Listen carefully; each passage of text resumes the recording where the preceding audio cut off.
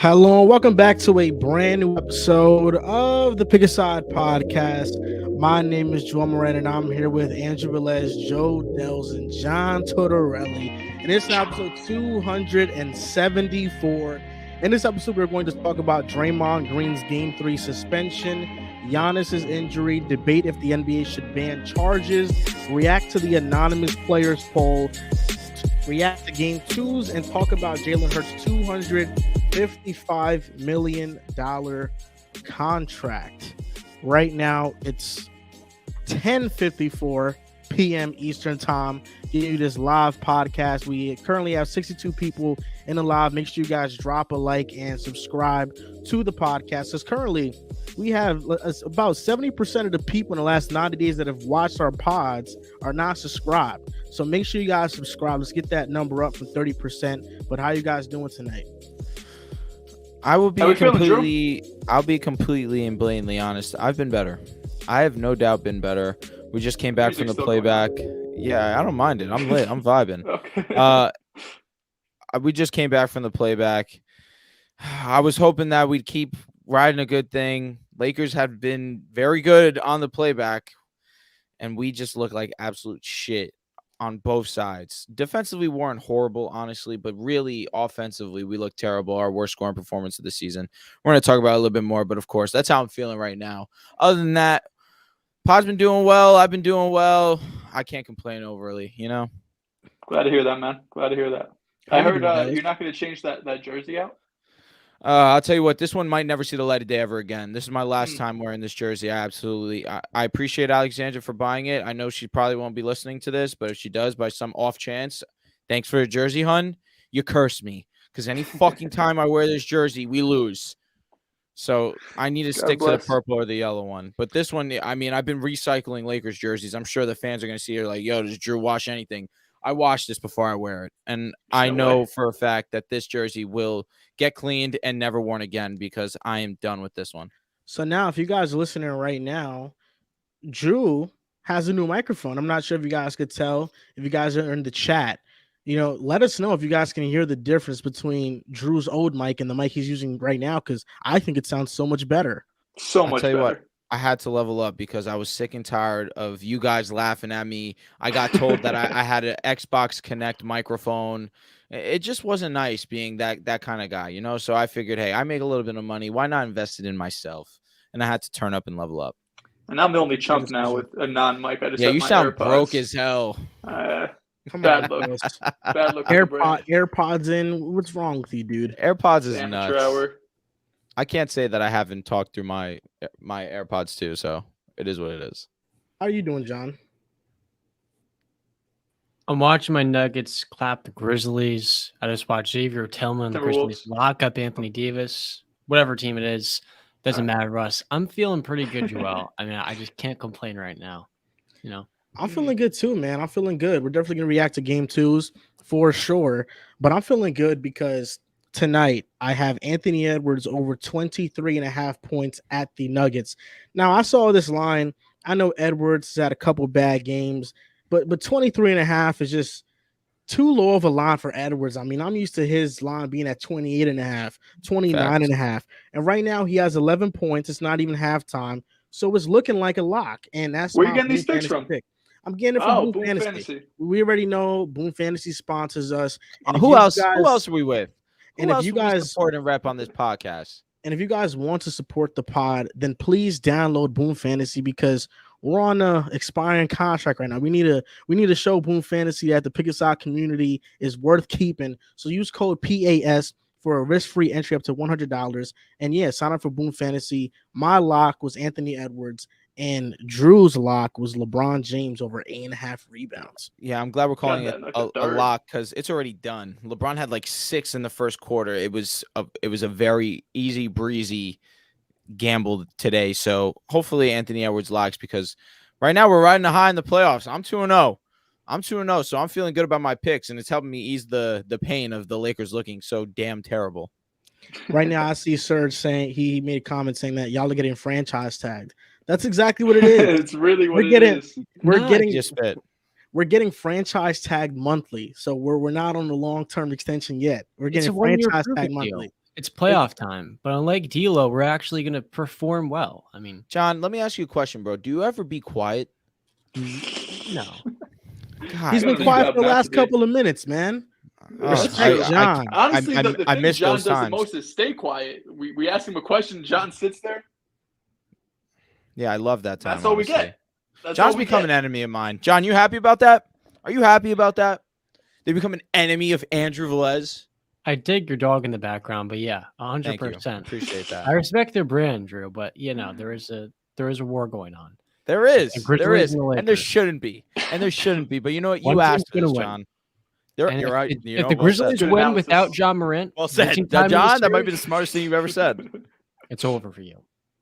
Oh, All right, It's we'll over. see. Bro says he's gonna We'll put see. you in the Better blender. watch it. We'll Because see. X-Man's coming. Jeez. Yeah, watch yourself. All right. The John X Carter Man. You saw Man, that John it's like- Carter block. You don't want that smoke. It's like John and I were trying to get you guys to respect the X Man, Xavier Tillman. Let me also Refuse say to this. respect Let him. me also say this. I never said that Outplayed Xavier AD. Tillman was shitty. I never said that. I never said he wasn't a good player. All I said was that he will not lock up AD. He had a great night tonight. I didn't hear You what give you a said. really ugly face. You didn't We say never any said words, he- but your we never face said- kind of told the words. We No, I said never he'd said he lock was him up, bad. though. All right, you're right. You're right. You said that he could guard AD. Yes. You rolled your eyes. Which I mean, was I guess okay. I could guard AD. Will I do a good job? Not per se. Anthony Davis beat himself tonight. All right. Watching a game, Anthony False. Davis was bad. It was They beat all him. his fault. It's on Defensively- him. He will be defensively better. he was great. AD was fine. He had 5 blocks. He Defensively was was solid. great. Yeah. Offensively, Offensively, it's the he was story. AD. too. We've been talking about this for a month now, probably. That 'Cause, was bro, a he wasn't team even- effort by Memphis, Drew. Let me was a relax team because we're gonna start. John We're gonna make this a Lakers topic before we get into anything else. So let me relax. Now, make sure you guys download Boom Fantasy. Link is in our description down below and use code PAS.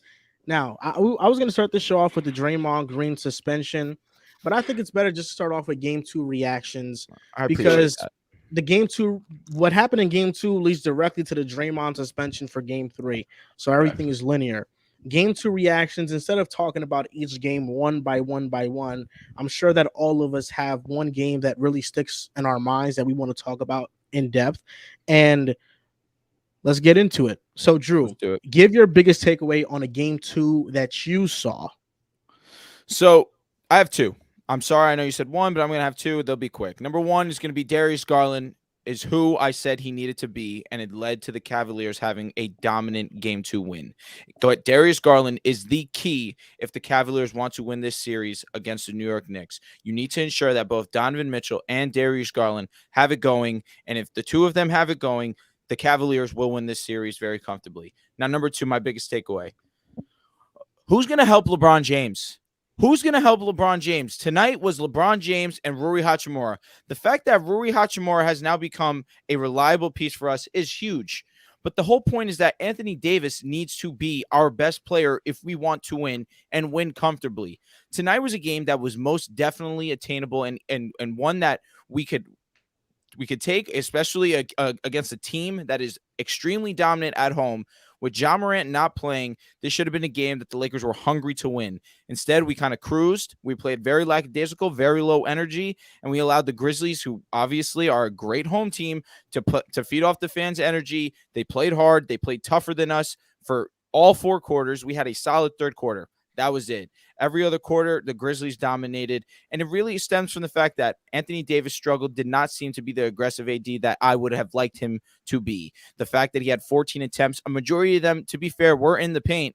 He made 1 3, I believe. But other than that, he really needs to be more aggressive, assert himself. He simply did not. Solid defensive performance as usual. But D'Angelo Russell, what is going on, King? You had a solid game 1. I still believe that you can be great, but this was a tough performance for you, especially for the fact that we just needed one of these guys to step up. I don't think the Grizzlies played great tonight.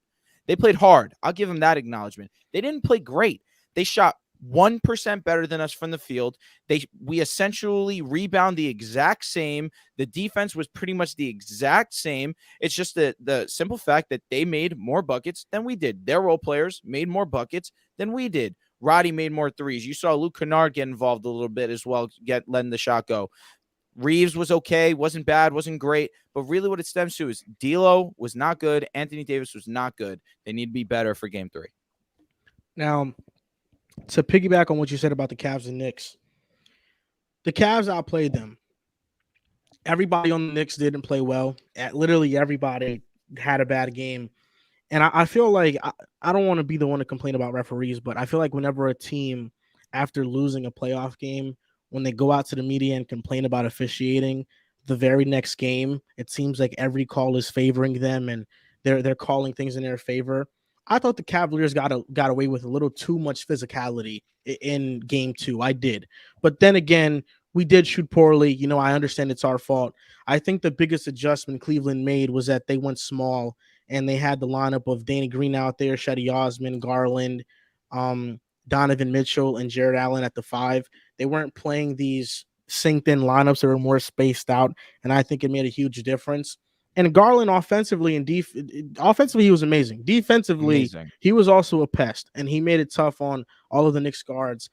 I think going back to the Garden, the fact that we took one in Cleveland is amazing. 100%. So we're going back to the Garden. Quentin try? Grimes, IQ, our role player should play better. And if I'm Tom Thibodeau, the adjustment I'm making is I'm benching RJ Barrett. I'm starting Emmanuel quickly, and I'm giving more minutes to Hartenstein over Mitchell Robinson just because he can do and create more offensively. And that's going to help when the Cavs are doubling Brunson off these screens and you're ultimately passing it to the center who's going to be in the middle of the floor, and they have to make a decision with the ball. You know, I'd rather that be Hartenstein than that be Mitchell Robinson, and maybe sprinkle in some random 5-ball lineups. But the Cavs just outplayed the Knicks. I'm looking at the Kings and Warriors game. Kings beating the Warriors 114-106.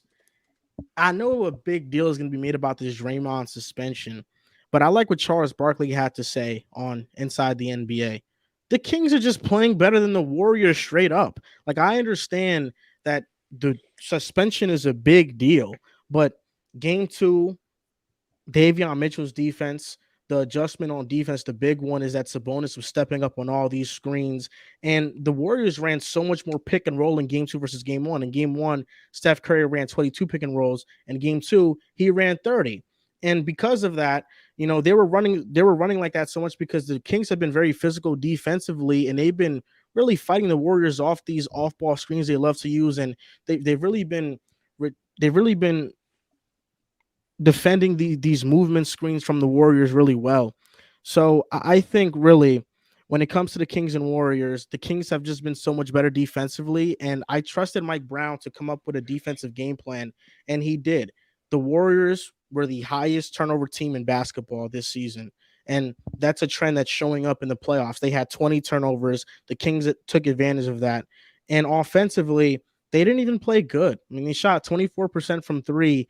There is so much left to bite on the apple for the Kings offensively, and that's what makes this series, to me, virtually over. When you don't have Draymond Green for game 3, and he's been their best defender, Kayvon Looney has been getting hunted in both games, in game 1 and game 2. Mike Brown has been hunting Kayvon Looney because Kayvon Looney, his agility has noticeably declined in this season. So Mike Brown has been hunting that, and they've been getting a lot of good looks in the pick and roll when they've attacked them. And now you're telling me that he's going to be the primary big man for the Warriors in game 3 with no Draymond. I have a tough time believing that the Warriors will win this game, especially if the Kings are shooting well finally from the field. I think that although the Draymond suspension is a big deal, the Kings have been playing better. And I think their effort that they've been getting from their role players top to bottom has been better, and they deserve to win this series, and they are the better team right now. It's tough because the Warriors were throwing the ball all over the gym. 20 turnovers total. They had like 5 in the first couple of minutes. And they're also tanking layups. But to me, it's really just come down to the non-Steph Curry minutes of the Warriors. When he's off the floor, the Kings can go with Alex Len off the bench. And they've gotten really good play at that second unit where Jordan Poole's not 100%. And that's the only other player capable on this team.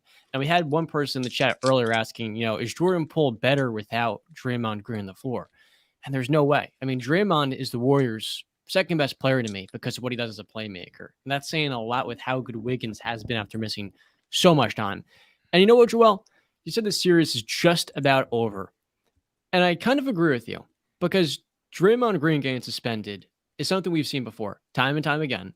And with him not being out there, Kevon Looney's their only big. And he's somebody that just can't guard in the pick and roll. They're going to attack him. They're getting on the offensive glass. And given Jordan Poole is playing so poorly, Dante DiVincenzo's game played off the floor because no one can really guard here at the point of attack. I think we all misevaluated the Kings. And it actually isn't because of their offense. Part of it's because of their defense. Domantas Sabonis, to me, is the worst rim protecting center in the NBA. But he's also a very solid to above average switch defender. And the Kings defensively are playing high up. They're playing with aggression. But Steph Curry, especially early on in the first half, was not driving downhill. And when they were getting downhill, they kept turning over the ball. And the Kings are playing aggressive. And we saw in the second half, Steph was driving more and they had more success. But when they're trying to play the Kings game of slowing it down and they're not actually flowing offensively, the Kings are guarding their actions off the ball well, it's tough for them to actually create advantages and open looks for their shooters. And Klay Thompson, he's been on fire, but after that, no one's shooting well in this Warriors game. And that is the biggest problem I think we've seen alongside those non-Steph minutes. So on Curry pick and rolls, they're averaging 1.12 points per possession. But I think the issue with running Curry on so much pick and rolls is the fact that when you start trapping these, you're giving the ball to Kevon Looney in the middle of the floor, and you're expecting him to make a play in the short roll. And that's something that the Kings are going to welcome throughout the series. Yeah, that shit was getting blown up fast. I mean, he was trying to lobster Draymond. I'm like, come on, what are you thinking about? It's not the best look. Until I see the Warriors lose on their home court, I'm not ready to say the series is over. The Draymond suspension is huge. We're going to have a whole topic on it, probably next topic. But I think more importantly, it's really going to be what's Steve Kerr's reaction to Draymond going down? How is he going to adjust? Because we saw in game one, he did a very bold situation and put Steph and Draymond on the bench, and we saw their lead disappear. Last night or 2 nights ago, whenever it was, we see Draymond go down. Moses Moody starts getting some minutes. So it's going to be interesting to see kind of how Steve Kerr is able to, in lack of better terms, can't make up for Draymond, but how he's going to put the pieces together, whether that's Moody, Kuminga. Obviously both those guys are probably going to have to play. I want to hit on a few games here just quickly, just the ones we haven't covered. First one, shout out to my brother Derek White. He is playing his ass off right now, averaging 25 on 60, 50, 90 from the field. Just out of this world. But it's the Hawks. I get it. Not overreaction, but yeah, 25 he was great all season long. Probably gonna be all defensive team, and that's carried over to the playoffs. Complete 180 from what his playoff performance was last season. The Brooklyn and Philly series, not much to take away from, but I think if you want to look for some sort of, because we know Philly's going to move on, right? If Philly wants any chance to beat Boston, James Harden has to average 20 to 25, maybe more. And what I've seen from James Harden is a phenomenal first half in game one, and that's really it. He had 8 points in game two. And listen, the playmaking is, of course, going to be there. But if James Harden is not going to be a scorer, and of course, defensively, we know that he is not going to give you really anything on that side of the ball, it's going to be extremely difficult for Philly to get past Boston, no matter how great Joel Embiid is. I really think they need Harden to be that second elite scorer next to him. Maxey, of course, you could trust him in moments, but I really think it has to be Harden. And then the last game I want to touch on is this Lakers-Grizzlies one. Drew obviously gave his thoughts. I just want to quickly share mine because, Drew told me to stop talking about the Lakers because I don't know what I'm talking about. And my, pre-series analysis was right. You never know what you're going to get from the Lakers. I don't know if you consistently trust them for 48 minutes in a 7-game series. I know there's stats out there that show the Grizzlies are better without Ja Morant over these last 2 years, and their win-loss percentage might reflect that. But the fact that you have this Grizzlies team who might be playing with more energy without Ja Morant, he's their best player. And this was a time for the Lakers to go into Memphis, take a 2-0 lead, and really take control of the series going back to LA. But we saw them in the first half. They didn't show up. They had a great third quarter, cut the lead to 6 points. Fourth quarter kind of had some good minutes and bad minutes there. Ultimately ended up losing the game. But this is kind of the story of the Lakers all season long. They could look great for a half. They could look great for a game, even in that game one, which was really mostly the second half. But then we have a follow-up in this game where the first half they come out flat. The Grizzlies were able to get to the paint. And I really think the third quarter, the Grizzlies were settling for a lot of jump shots and three-pointers, which allowed the Lakers to get in transition and fast break and cut that lead down. And they were missing a lot of point-blank layups as well. Then that fourth quarter, maybe got a couple calls go their way for the Grizzlies. But overall, I don't think we saw the 48 minutes of, top-end basketball you need to see out of the Lakers. I still think the Lakers win the series because talent-wise, without Ja Moran, I think there's a gap there, especially the way Rui played these last two games. We know Austin Reeves could have those type of games as well. But I think there's just a talent gap right now with AD and LeBron being that top end and the Grizzlies really not having anybody. Of course, Jaren Jackson is great, but not quite at that level. By the way, where's Riv? Where'd he go? Riv is on his way to South Carolina. I believe he's on a road trip. So that's why he didn't show up. I know that Riv wasn't going to show up after John Conchar got minutes. No, it wasn't. Of course not. You saw that block, fellas. So Dehls, you made a great point. We talk often about Chris Paul being cooked, right? Chris Paul this year's made only 12 layups. When are we going to talk about James Harden being cooked? The guy can't score inside the arc. Oof. Like, I know he's a great playmaker, but he's got one of the easiest jobs in the league. He's on a silver platter, just diming up Joel and beating one pick and roll after another. He's just knocking down one mid-range J after another. James Harden's made two two-pointers in the series, and he can't create separation. So while in that Philadelphia series, I don't know if they'd have a Joel Embiid answer. The Celtics would have a James Harden answer because with how well Derek White's playing, this is going to lead into my Hawks point. Man, we have to talk about Trae Young, guys. The guy in his last 7 playoff games is shooting 33% from the field. For his career in the playoffs, he's a 28% shooter. I would rather have Darius Garland than Trae Young on my team for 4 reasons. Number 1, Garland's clearly better shot maker, clearly better shooter. Number 2, he's the clearly better off-ball player. Trae Young is a statue off the ball. It's like he's paralyzed. He literally does not move. Number 3, defensively, Trae Young is probably the biggest wallflower in the NBA. I mean, have you guys ever seen him in transition? When you're the point guard, you're the last guy back. And he may as well not exist because he just goes to the steal at half court every time. He misses, and then it's a fast break layup.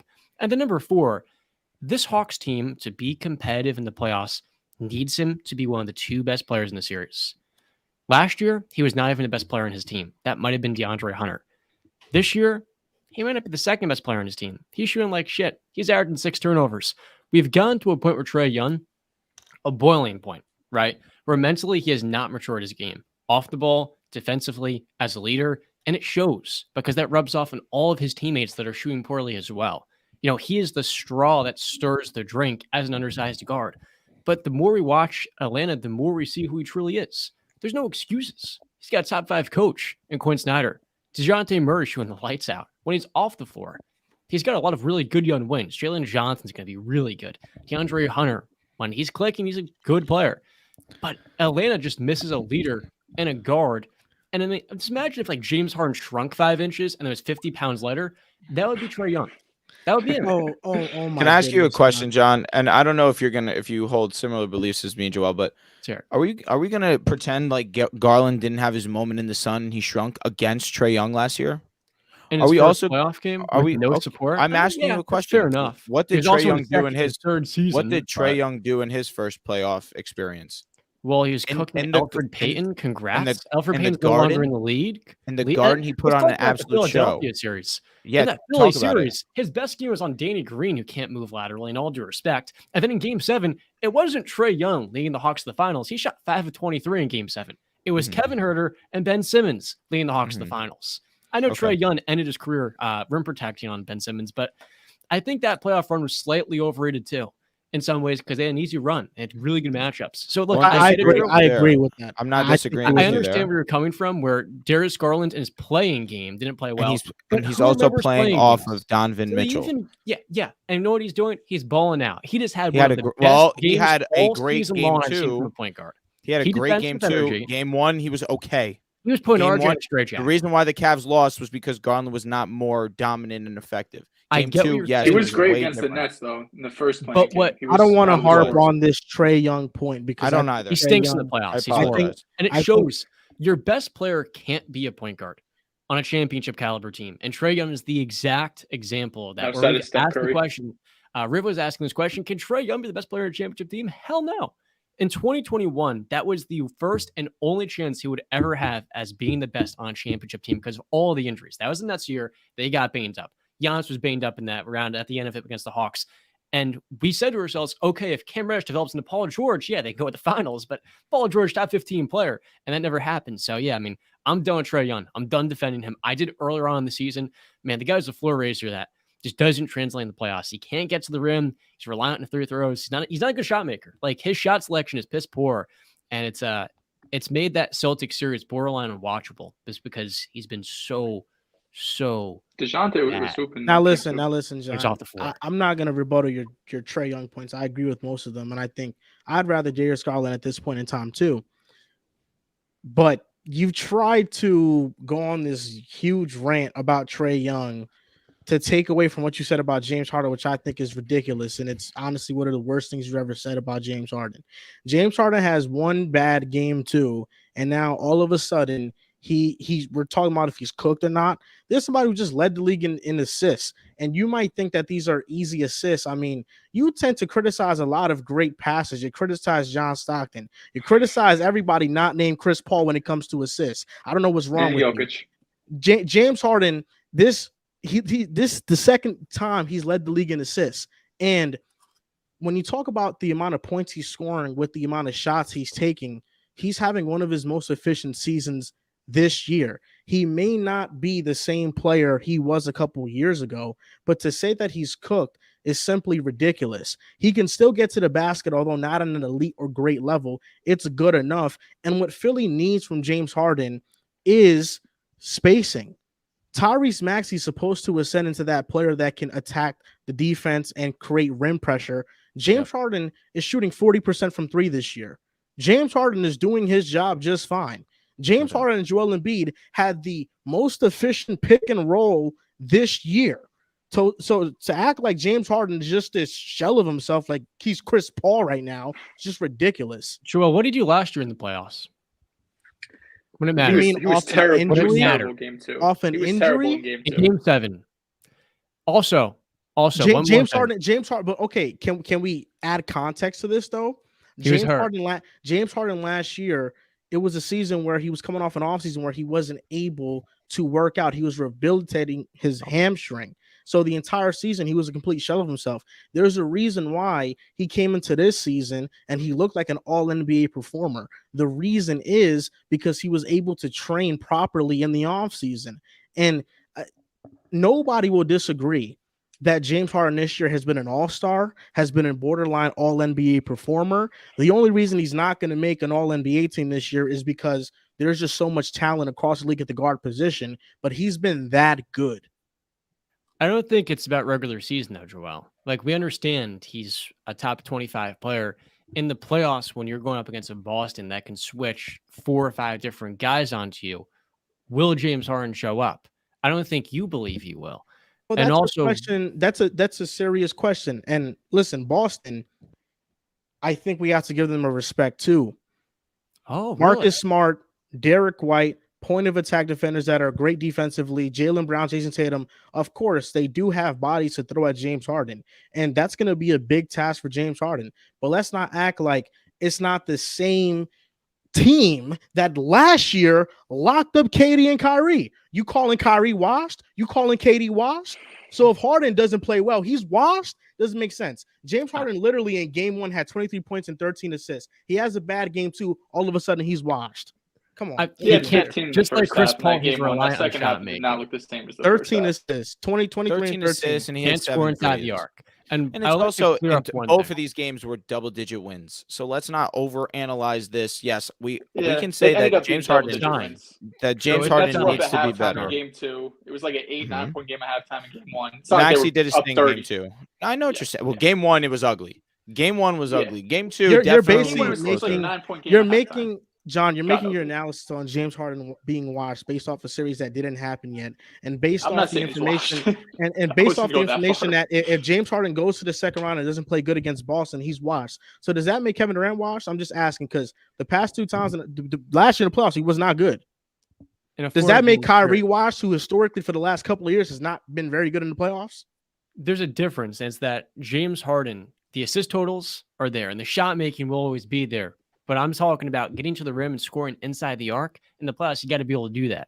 And while he made 1 million threes in game 1, because they're all helping off of Embiid. all helping off him to guard and be doubles and triples.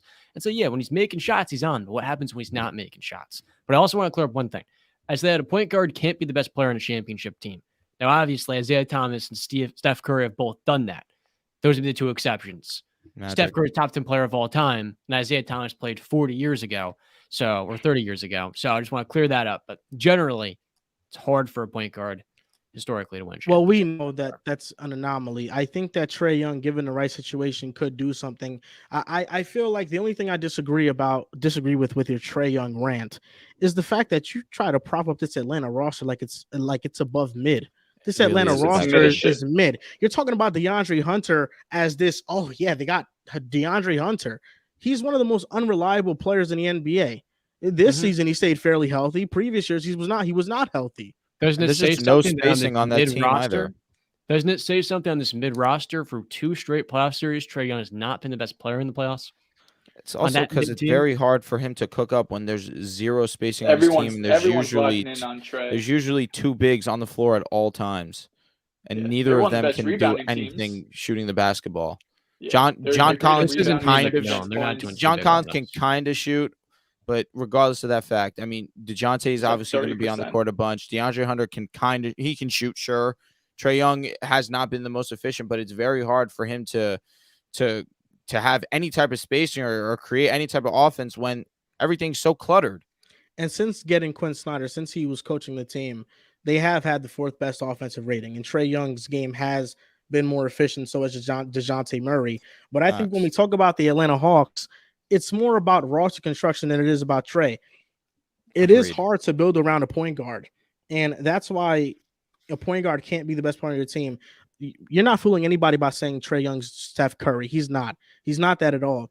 But Trae Young, if he's a third, second option on the team, and his job is to be a floor general and create space and hit open shots, he can definitely do that. But that's the question. Can he play off with another star? Is he scalable enough? The guy doesn't do anything off the ball, Joel. He just stands there like he's paralyzed. I think with Quinn Snyder this year, when he's took over with DeJounte Murray handling ball, Trae Young has been pretty efficient. And early in the season, Trae Young has shown flashes of being pretty good off ball. It's about responsibility. If you give Trae Young less responsibility, I think you get more out of him. Have you seen the millions of clips of him just standing there, though? Like, it's not about efficiency. It's, are you going to actually do something when it's not in your hands? Of course. Because controlling guy, dude. I'm not listen, Trae Young definitely off the ball has his flaws, but I think every player that's playing off the ball when their primary skill is an on-ball player is going to struggle. I mean, a perfect example of that is in Portland. When Anthony Simons is playing alongside Dame, he averages 19 points. When Dame is not on the floor, he averages 27, 28 points and looks like a supernova. There's a reason Garland dropped off from 24 points per game to around 19. You know, when you have less responsibility and you have a player in front of you that is capable of doing more, you give that responsibility to them. But Trae Young has not had that. DeJounte Murray was supposed to be this all-star move, but DeJounte Murray is not a true star player. He's a great utility player. You know, he has his moments, but he's not the fit alongside Trae Young, and getting him was always a concern. You know, that's why, like, for example, I think if Trae Young played with an Anthony Davis, it looks a lot more different. I think it looks a lot more different. So it's all dependent on fit. I do want to talk about the Suns and the Clippers game because they beat them 123-109. And I've heard a lot of takes on this series because KD and Booker are playing way too much. KD's logging in 44 minutes. My God. It's possibly not sustainable for the entire playoffs. But in fairness to that series and the respect that series deserves, the Clippers are a hard first-round matchup. And that is like a second-round matchup, and the Suns unfortunately have to go a little bit more above and beyond to get past them. So I understand him playing these heavy minutes. But in game 2, you know, Chris Paul had a vintage game hitting a bunch of mid-range shots. They were abusing the Clippers in drop. And the Clippers, they got good performances out of Kawhi and Russell Westbrook. Great scoring performances. I do think that Torrey Craig not missing from threes is not going to translate in games going forward. And I do like that Monty spread out the bench minutes a little bit more. But in saying that, I think that he's still not utilizing his bench correctly. Like, I still want to see some TJ Warren minutes. I think Cameron Payne coming back in game 3 is going to be a huge boost to their offense. The Suns, I do think they get back past the Clippers, but against the Nuggets, that matchup really scares me. It does, because I think the Nuggets they have more chemistry, they have more depth, and they're going to be fresher for that matchup. My concern with the Suns really does become, let's say that this series ends up going 6-7 games, and you have Kevin Durant and Devin Booker logging in these ridiculous amount of minutes on top of Chris Paul as well, who he mentions getting up there in age. And then now you go to the next series where the Nuggets will probably be a 6-7 game series, and these guys are logging in, again, 40 minutes every single game. Then you say best case scenario, they get, let's not say best, but they continue to move forward. They go to the WCF. Now they're either playing the Kings, the Warriors, the Lakers, or the Grizzlies. All three of these teams are playing very fast-paced basketball, and regardless of that, you're going to continue to log in 40-plus minutes a game. Now you say, by some miracle, now you continue to win, and now you go to the NBA Finals, and you have to continue that streak against the Celtics or the Milwaukee Bucks. It's not something that's sustainable, especially with KD at this age. Will he do it? Sure. Will he complain about it? Absolutely not. Well, in the long run, do I believe that this will hamper the Phoenix Suns, especially when you have Chris Paul up there in age, who, shout out to Chris Paul, put on a solid performance last night, shot 50% from the field, was very, very effective, was one of the key contributors to the Suns winning as well. But my analysis on game 1 was a little bit wrong, where the fact was, I said, hey, you saw Devin Booker and KD put on elite performances, and the Clippers still came away with the W.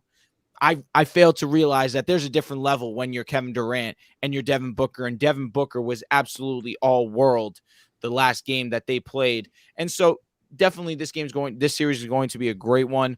I was teetering with the idea of flipping. I'm going to stay consistent here. I think the Phoenix Suns do win this series in a 6-game series. However, I do still have my concerns with the Phoenix Suns because of their lack of depth and because of the unorthodox amount of minutes that this starting 5 will have to play. Dehls, you want to go? Yeah, it's not too complicated either, right? You have 2 superstars, KD playing 44 minutes, Devin Booker playing 45 minutes in a round 1 series, but it's not awfully complicated. We see this in basically every lineup across the league who have 2 superstars. You keep one guy on the court, you take one guy off, and at all times, one of them are on the floor. That's why when we saw Steph Curry and Draymond go out together and you lose your 2 best playmakers, that's why you saw the Warriors give up that lead. So for the Suns and Monty Williams, who, one's coach of the year, but there's a lot of back and forth between if he's really a great coach or not, I don't think the adjustment is that difficult. But at the same time, I don't know if he sees anything wrong with Kevin Durant and Devin Booker playing these type of minutes. Devin Booker is a bit different now. He did have an injury earlier in the season, but for Kevin Durant, who is at his age, who's had multiple injuries this year, last year, every season, really, since that ACL tear or the Achilles tear, it's worrisome. And Devin Booker being great, 38 points. And there's takeaways from both of these teams. On one side, does Torrey Craig, like Joel mentioned, hit all of his threes? Probably not. Do they shoot 60% from the field? Probably not. Do the Clippers shoot 31 free throws again and make 28 of them? Probably not. So I think there's going to be some sort of, average to the mean from both of these teams. But at the end of the day, I still think the Suns, while the depth is worrisome, right? Because you have guys like, Josh Okogie actually played some minutes down the stretch. He had 15 minutes. Biombo gave in some really good minutes when Ayton was out. They actually had 2 players. They had 2 players this time in double digits. Oh, I apologize. You're right. You're 100% right. Biombo and Shamet. You had Biombo come in. Ayton got in foul trouble. I think it was second or third quarter. Ayton was cooking in that first half. I think he had 10 points a half around that. Was super efficient, hitting little middies, post hooks. Then he got in foul trouble. I think 4 or 5 fouls in the third quarter. Biombo comes in and he gave some great minutes. Obviously, he's not the offensive player that Ayton is, but he's there for their rim protection. And I thought overall, for what Bismack Biombo is, he gave some fantastic minutes. I still have the Suns in the series. It's really going to come down to, can Monty Williams just kind of wake up and see what everyone else is doing around the league and just put one of these guys at the core of the time? It's not sustainable at all for Kevin Durant to play 40-plus minutes a game. Devin Booker maybe could get away with it because of his youth, but still, he had a pretty serious groin injury earlier in the season. You don't want to test him too much. Dehls, perfectly said. The way the Suns want to win games is in a way that we have not seen in recent memory. They're a mid-range reliant team. They took the dead last amount of shots at the rim this year. They're 30th in the league. They don't get to the foul. They're 4th to last. They don't take many threes. And in basketball, getting to the rim opens up everything. It allows you to penetrate, get those free throws. And, DeAndre Ayton's the prime example of this. Your center is one of the most gentle bigs in the league that's always out in the shoot. And now he's going to have games like the other night where he's money for mid-range. But DeAndre Ayton taking one 15-footer after another is not opening up the game for his teammates. And it's not just a math problem taking twos, that 2 points is worth one less than 3. It's a matter of being able to create those advantages. And so for a Suns team that's reliant on mid-range shooting, playing Kevin Durant, who had an ankle and a sprained MCL injury this year, 44 minutes in each of the 2 games, and Devin Booker, who's had multiple hamstring injuries, 44 minutes a game, is not how they're going to sustain the success of elite mid-range shooting again and again and again. I think the Suns are pretenders for that reason. And to make that worse, there's not much spacing here. Right off the bench, a lot of people are laughing at me for saying, Damian Lee, think he's a needle mover? He was the best shooter on the team. And what don't they have right now? Shooting. Torrey Craig's the only guy that's making 3-pointers. And as you said, Joel, just the TJ Warren minutes, like that's probably your best wing off the bench, right? And he's big enough to guard Kawhi. But they haven't even tried him off the dust, really. And then Landry Shamet, I want to throw up every time I watch him play personally, because he's supposed to be a shooter. He's getting paid tens of millions of dollars, and he doesn't even make threes. So he's just doing cardio out there. And to make all of that even worse, you never know what you're getting defensively. This group out there training Mikal Bridges, especially DeAndre Ayton, who just has one of the lowest motors, I think, among starting centers. I'm aware of Monty Williams' favoritism and allocating minutes because my girl is a Suns fan and she's on Suns Twitter a lot. And that's a constant complaint among Suns fans with Monty Williams is he plays favorites a lot. And I think what Marcus Morris was to Tyronn Lue is exactly what Landry Shamet is to Monty Williams. He plays him when he probably shouldn't be playing him as much. When you brought up the Trae Young point, I remember a couple months ago when we talked about Trae on the Joel Moran show, and I don't know if you were defending Trae Young, but I know that you were talking about, yeah, you were. And you were talking about the Hawks offseason moves and their mismanagement. So I just want to bring that up. So this has been the Atlanta Hawks mismanagement for the past couple of years, and this is why they failed to build around Trae Young correctly. 2017 draft, they draft John Collins. Good pick, 19 pick. He used to be a 20 and 10 guy, but he's regressed every single year. 2018 draft, you trade Luka for Trae Young. You draft Kevin Huerter in that draft. Kevin Huerter was a good pick, but then you trade Kevin Huerter to the Kings to free up cap space to get DeJounte Murray, and in the process, you get back Justin Holiday, who now is on the Dallas Mavericks. 2019, you trade the 8th pick to get the 4th pick and get DeAndre Hunter, and DeAndre Hunter is good when he plays, but he's fairly unhealthy, and with the 10th overall pick, you draft Cam Reddish, who, say what you want about the lack of situation and opportunity he's gotten, to this point, he is a bust. He is an 8th overall pick bust. That's what Cam Reddish is. 2020, 6th overall pick, Onyeka Okongwu. Backup big, at best starter. He can be a starter. Onyeka could be a starter. Great rebounder. That's your 6th overall pick. In 2021, the 20th pick, Jalen Johnson, who's shown some flashes, but is nothing special that you see. And this past draft, AJ Griffin was a good pick. 2 years ago when the Hawks made the conference finals, they made it because in the offseason they splurged on Danilo Gallinari and Bogdan Bogdanovic. And that led to 41 wins and a fluky conference finals appearance, in my opinion. The very next offseason, they made no moves. They got eliminated in the first round by the Heat. They got embarrassed. And then this past offseason, you trade 3 first-round picks for DeJounte Murray without improving any other part of your roster. And this is where you get when you do all those moves. To be fair, Joel, I don't know if they make the conference finals without Danilo in Game 7. No, they don't. I think short term, it was amazing. Short term.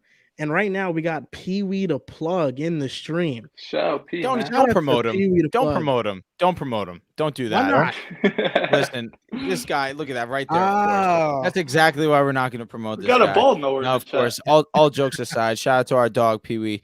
But come on, P. You're better than this, and I understand that we have our back and forth when it comes to the Lakers, but you don't gotta be that. You don't gotta be on their type of timing with the late preying on the Lakers' downfall. You don't need to do that. You're a smart guy on its own. Don't do that. Don't stoop to that level, please. Don't do that. When it comes to trying to build a P. Oh my God, P. Stop it. You can suffer with that alone. When it comes to trying to build a championship team around a certain player, you have to hit on the draft on at least 2 more surrounding players. With the Nuggets, that's been Jamal Murray, Michael Porter Jr., and they made the trade for Aaron Gordon. For the Celtics, it's been Tatum, it's been Brown, it's been Marcus Smart. They hit on Rob Will. You've hit on every draft pick. With the Hawks, they just haven't been able to hit on those draft picks. Missing on Onyeka, who's all right, but you could have had better players at that pick. They needed a wing at that time. They had Capella. They probably could have went Vassell if they really wanted to, or even Tyrese. When you don't hit on players with your top picks, Cam Reddish, Onyeka, it does ruin the timeline of the team. It does. And before we get past this Clippers and Suns game, I know I mostly talk about the Suns, but real quick, Kawhi Leonard looked like the best player on the court for Devin Booker was great, but maybe that first 3 quarters especially. Devin Booker in the fourth kind of took over there for a minute. He's been the best player in the playoffs so far. Kawhi has been unbelievable. He was just like in his typical vintage Kawhi mode. You wouldn't even known he had any injuries. That's how great he was. If we're going to talk about Kevin Durant playing 44 minutes, though, Kawhi Leonard is playing 39 minutes in Game 2. I don't have the Game 1 numbers off the top of my head, but I know he's playing a lot of minutes. And after the Game 2 win, or Game 2 loss, Ty Lue said, this is what we saved him for. This is why he gets load managed. It's because the playoffs and playing these minutes. And obviously, we all bash load management. But I do think if the Clippers go on this run, win in the first round, maybe go to the conference finals, the finals, or whatever it is, we might be talking about load management differently if Kawhi Leonard is able to have this playoff run, be damn near the best player in the playoffs while still missing, 30, 40 games, however many games he missed this season. And also shout out to Russell Westbrook, who had one of the most efficient nights for Russell Westbrook's career, probably in the playoffs. He was out of this world, scoring 28, added 5 and 5, and just making winning plays all over the court. Of course, they lost, but had a great game. Oh yeah, Kawhi, he was the best player on the court, and he's playing this well because now Paul George next series when he comes back has to carry. He's the one that got to carry the load if Kawhi is gassed for that series. I don't think so. I feel like with the way that Kawhi Leonard has just been so dominant, it's just going to be a matter of Paul George playing Paul George. Typical Paul George, he just needs to ensure that he carries over his play from regular season to the postseason. And we kind of saw a glimpse of that. Am I thinking of 2 seasons ago? Of course, we saw Paul George kind of slay a couple of those demons, but I feel like he just needs to play his game, especially with how dominant Kawhi Leonard has been.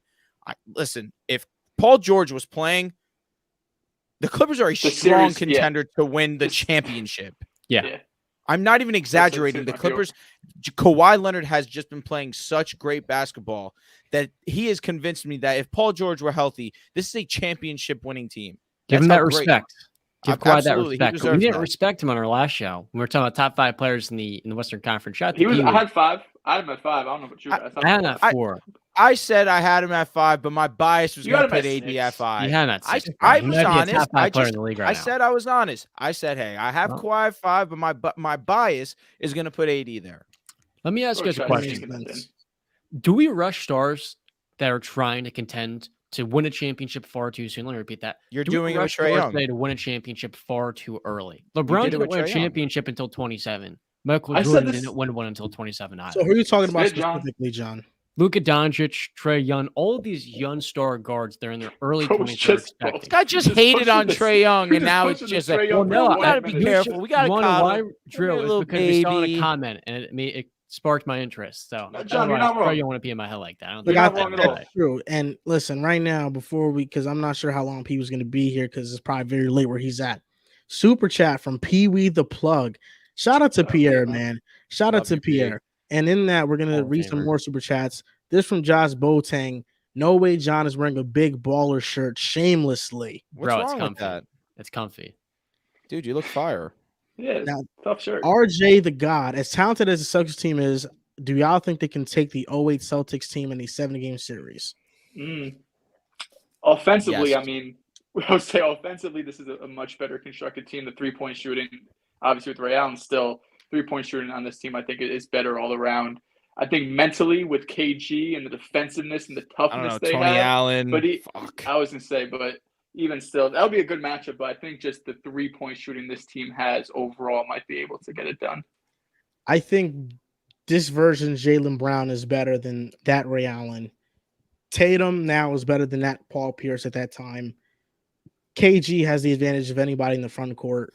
And Marcus Smart and Rondo, I give the advantage to Rondo, but in terms of like team needs and I guess spacing, I'd rather probably take the duo of Derek White and Marcus Smart. I don't know. It's Marcus Smart and Derek White versus Tony Allen and Rondo, really. I agree. You're just forgetting Burke. Yeah. Oh, yeah. Him Burke or Robert Williams. Him or Robert Williams. I don't know. They had Eddie House. Eddie House was good. I'd go with these Celtics. Yo, the Wolves are making it interesting. It's a 3-point game. Yeah, they're playing really well. 1 point game. 1 point game is 70-69. My John is like 5 minutes behind. Damn, 23-6 run. They're wildin'. So Easy E goes talking about Trae Young is like talking about your gains at the gym. Nobody cares. That's so you had to fear it. That is mad rude. Aiden Ramirez, San Diego's pick-a-side ambassador, is back from the Padres game and ready to ask the tough questions. Would you say this year contains the most star power ever seen in the NBA playoffs? So many superstars across all generations. Maybe. Only thing that would have made this a little bit better would be if Kyrie and Luka obviously made it, because Luka is one of the biggest stars in this game. But it's hard to argue not. I mean, just gotta hope the injured guys get back. Giannis good, Ja good, Paul George good. Yeah. You have every great player that's in the playoffs aside from probably Dame, Luka, Kyrie. That's it. Like, that is very impressive for the league, and I'm sure the league loves that. Luka, Kyrie, SGA. SGA facts. I'm thinking the play-in. You're right. Franz Wagner. Andrew Wilson, loving the late night pods. My brain isn't, but we're here. Pick a side meme, which is Santos. I need Joel, Dehls, and Riv to be on playback so I can get the spicy content. I need to feed my family. I felt it was like 3 hours afterwards. It's just this playback was a lot of me being angry. It wasn't good vibes. I missed it. RJ the God, start, bench, cut. Rui, Derek White, and Josh Hart. It's in that order. I'm starting right Derek Derek White. I'm benching Josh Hart and cutting Rui. Derek White starting for us. I understand. I understand the cutting Rui. It's a conversation for the bench between Josh and Rui. Without a doubt in that conversation. I just feel like just the energy that Josh Hart brings to his team, an intangible, that's a little extra thing that I don't think Rui provides for us. So I think that, yes, I agree with you guys. If Rui keeps balling off the catch, it'll be a discussion. Say that one more time, Joel. I said if Rui's going to keep shooting 80% from 3, he might have to take one with Josh Hart. That brother is him. This from Vase Sports. I hope I'm saying that right because I know last time he corrected me. Better superstar duo. Xavier Tillman and Derek White or Austin Reeves and Rui Hachimura. Where the hell is Derek White coming from in this situation? I'm going with that came out of nowhere. I'm going with the X-Men and Derek White. Got to. Likewise. It's because Derek White is just so much better than every other player here. Put some respect in Austin's name, dude. What are you talking about? What do you? I am, and I'm acknowledging Derek White. I feel like that's more important here. Derek White's significantly better than Austin Reeves. I feel like he is. He's better. I don't know about significantly. He is. He's a way better defender also. And not that Reeves is bad defensively, but Derek White is extremely good defensively. If you think he's probably the best blocking guard Reeves is a lot better off the dribble, I would say. If you think Reeves is better than Jordan Poole, then the gap between Derek White and Reeves shouldn't be massive. Yeah, I gotcha. Maybe I'm sounding very strong in my wording, but I still think Derek White's a better. No, I don't care about that. I will stay consistent on that. That brother needs to cook up. He's been hearing my energy, and I guess Jordan Poole, I think, more than anything. Yeah, for sure. Got to keep that up, especially because Red loves him. So Santos, Warriors in 6. He's praying. Let's hope Dell's Wi-Fi is strong today. And then last super chat from I Suck Toes, just here pushing my agenda. Knicks in 6. Joel is a clown for every single time his name pops up. He reads it with authority. So Pierre, if you're here, how are we feeling about the Knicks? Are we beating the Cavs? What do you think? And in that time frame, we're gonna go on to Draymond Green and his suspension for Game 3. Did he deserve to get suspended? It's simple question. Suspended for Game 3, big time game. It could potentially cost the Warriors a 3-0 deficit. I mean, what are your thoughts? We know. I was gonna say we know where you're going. So let me go because I feel like I'm not gonna have the same opinion as you guys. I don't think he should have gotten suspended. I honestly don't even think what he did was so insane. Ejecting him was bad enough. And now on top of it, you're suspending him. And you can understand the reason why he was suspended. It's not the play. I feel like it's the history of Draymond Green, and that's what led to this decision because he plays so strongly, so passionately, a little bit too aggressive at times, and it leads to this. He's extremely vocal on the court. I feel like his history is why he got suspended. However, I'll say this. I think that in the moment, you have natural human reactions.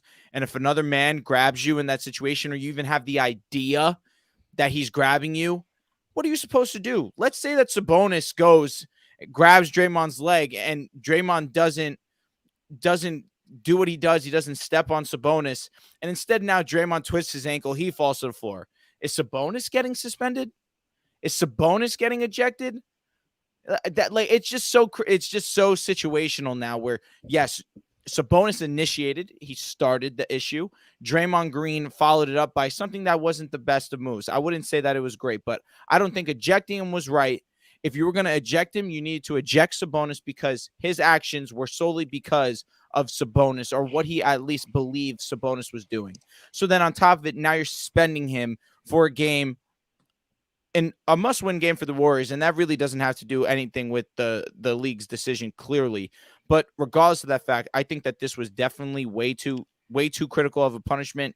You can take in the history and use that to your argument. That would be the only reasonable thing that I would hear out. But in my opinion, from what I saw, I didn't think that this warranted a suspension. Now, if you had told me that Sabonis grabbed Draymond's ankle, twisted it, and Draymond now has an ankle sprain, I would say yes, he should get suspended. He should have got ejected from that game. And it's not much of a different comparison. Domantas Sabonis has a sternum contusion right now. They x-rayed him, and that he has a legit injury because of that stomp. And I don't know, maybe I'm in the minority here, but when I saw Sabonis and I saw his hands or arms on Draymond's ankle, he looked to me in a defensive position, guarding his head. It looked like he was guarding his head falling down. There's an angle that it does look like he's guarding his face, but there's like 10 angles where it looks like he's grabbing his ankle. Yeah, and well, to me, that's how it looked like. Regardless, whether he grabs his ankle, there's a play early in the season when Chris Middleton grabbed Dylan Brooks' ankle, and Dylan Brooks just fell. He didn't stomp Chris Middleton. He just fell, and he didn't make a big deal out of it. Draymond stomped Domantas Sabonis, which I think is the biggest thing. And it was intentional. He admitted it was intentional. That after the game, he said that he wanted to send a message to the officials because they haven't been calling these physical fouls. But I think it's very rich from the Warriors, coming from the Warriors, complaining about physicality and being overly aggressive. For years in the playoffs, the Warriors have gotten away with screens that are a bit too physical. You can argue that are illegal screens. They have gotten illegal. They have gotten away with Draymond Green just taking guys to the ground. I mean, last year, Draymond Green chased down and tackled Kevin Porter Jr., and he suffered a thigh contusion, and he missed time with that. And people saying that, oh, well, Sabonis was baiting Draymond. Well, that's a strategy, right? You want to try to bait a player who has a history of reacting emotionally, and that can cost his team. If I'm fishing and I throw the hook into the water and the fish catches my bait, am I going to throw him back into the water? That fish is mine.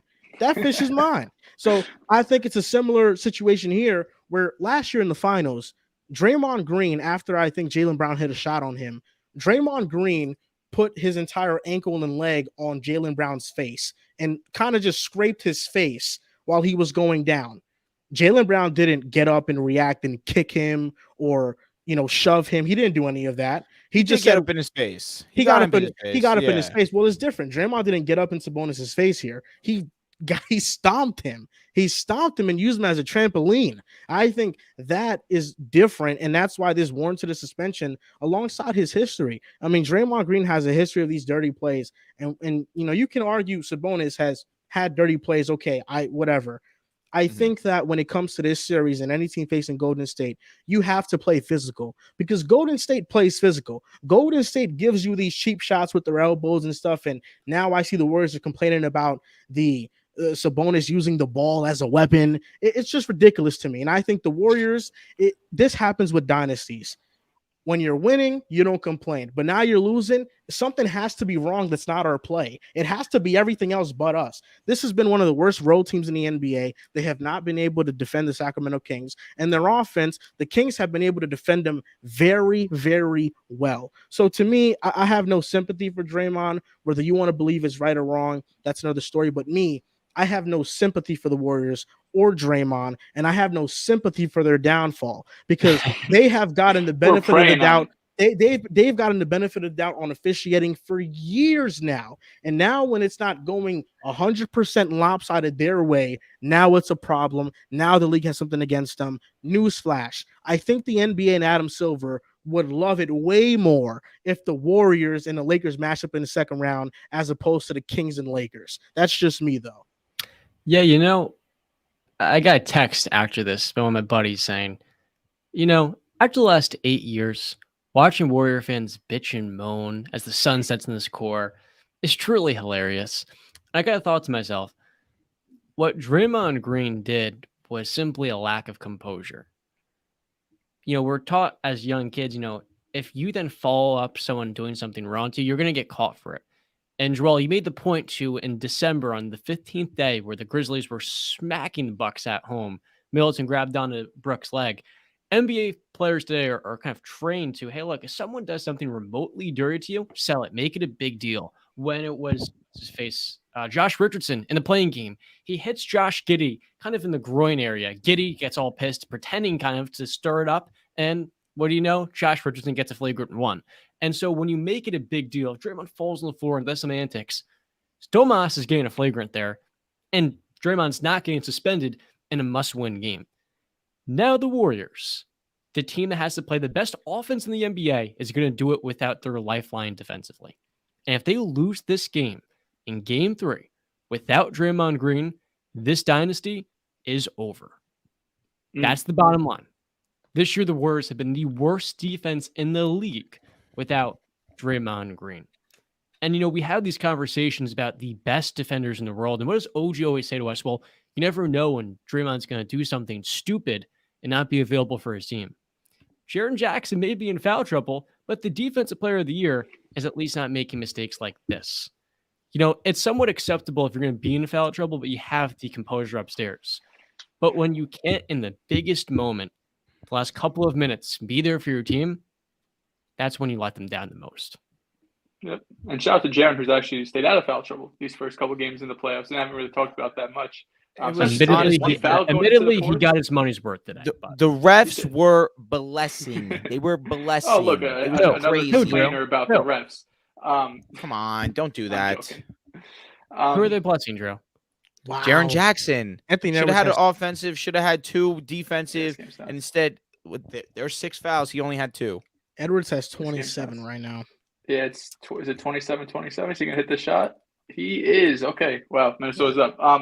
The Draymond situation is tough because, Drew, I see your side. When I saw it first happen, the kick to me almost looked like half a kick, right? If you really want to stomp on somebody, Draymond did not try his hardest to stomp on Sabonis. It almost looked like Draymond went to stomp on him, and halfway through, he was like, oh, shit, I'm bugging out, and kind of gave up halfway through. Now, Joel, of course, there's that injury out there. He got an X-ray. I don't know how much I believe it. I mean, it was a kick. It was illegal. It was dirty. It did not look like he was trying to injure Sabonis. If he wanted to injure him, that kick would have been a lot more violent. But for sure, what the NBA has done these last couple of weeks with the Mavs looking into their tanking, and now Draymond getting suspended mostly because of his history and because of not just the kick, but what he did after the play, riling up the crowd.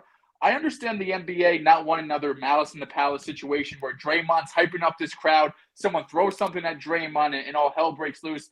especially because Adam Silver is in attendance too. I think Draymond has to be a little bit smarter than that. Your boss literally is in the stands. Let's not do anything, that's going to warrant a suspension. Dumb. That was dumb. I'll give you that. That was dumb. Yes. Just watch live Antonio Brown. Yeah, the NBA looking into this. It's just weird that the NBA, like I said, these last couple of weeks, it seems more that it wasn't about the action itself Draymond had. It was more about everything Draymond's done in the past and everything that happened after the kick. And unless I'm wrong, and feel free to correct me, I feel like most of the time when a player gets suspended, it's because of, that technical foul, that flagrant foul, that actual play, and not exactly the player's history or what happens after the play. It is a bit of an outlier situation just because I feel like you don't usually see a player trying to, get the crowd to get angry in a sense, especially that they're all rooting against the Warriors. Draymond has this history. But overall, the NBA is doing this in a very non-NBA way that we have seen throughout the course of its history. Personally, I am praying on the Warriors' downfall. It's going to be tough to win this game 3. But I do think at the end of the day, if you're going to step on somebody, regardless of if it's a full kick or half a kick, and that setting, that environment with Adam Silver there, you can't be upset if you get suspended. Maybe it's just me, but I kind of thought that Draymond double stomped him.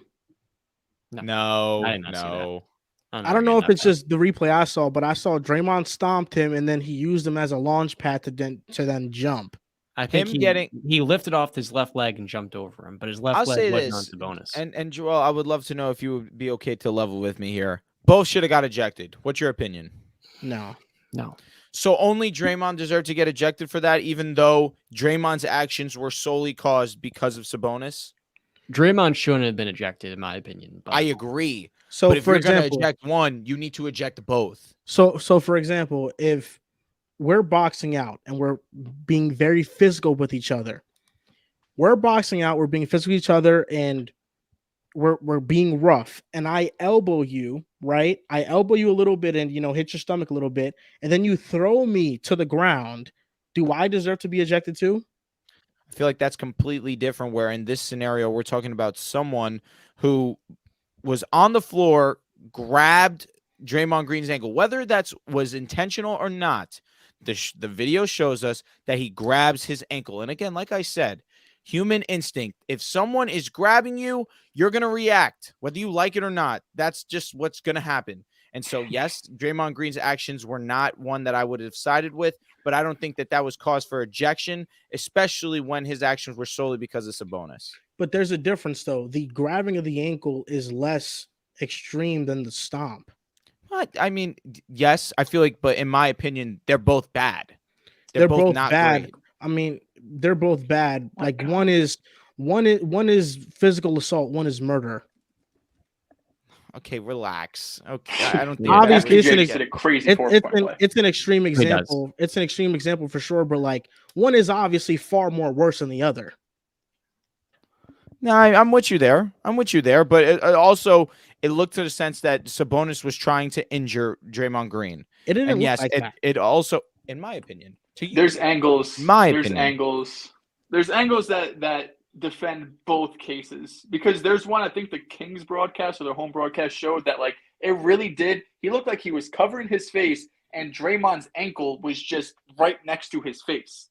But there's other ankles that look like he's actually just grabbing his ankle. It didn't, for me at least. Draymond is a big, strong guy. So for me, if Domas is actually grabbing his ankle with all his strength, I mean, Domas is a strong dude too. I mean, this guy 6'11", he's very strong.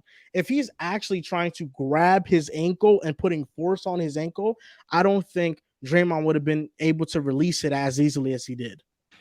Also, as Sabonis, he got hit in the jaw in this game too, and he was like, I think it was earlier in the first half, and so that probably played a role in him trying to protect his face. Now, he also did hold on to him a little bit longer, but I don't think it's really that big of a deal. And in today's NBA, you want to see the best teams with their players out there, and that's why I'm like, dude, let him play on. Like, suspending Draymond, well, it does the league a favor. He's doing the stupid AB stuff, running around every time he gets ejected.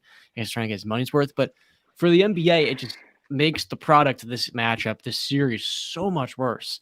And if this ends in 4 or 5 games, which it will, if they win in Golden State tomorrow, the NBA is losing so much money here. I felt like that was a pretty bad decision from their point in business. Well, who cares now? Let the Kings advance. Come on. I want to see good basketball. It would be. It is good basketball still. It'd be It poetic. is. Now, Draymond, the heart and soul, the loud guy that kind of riles up this dynasty is also the reason it ultimately comes to an end.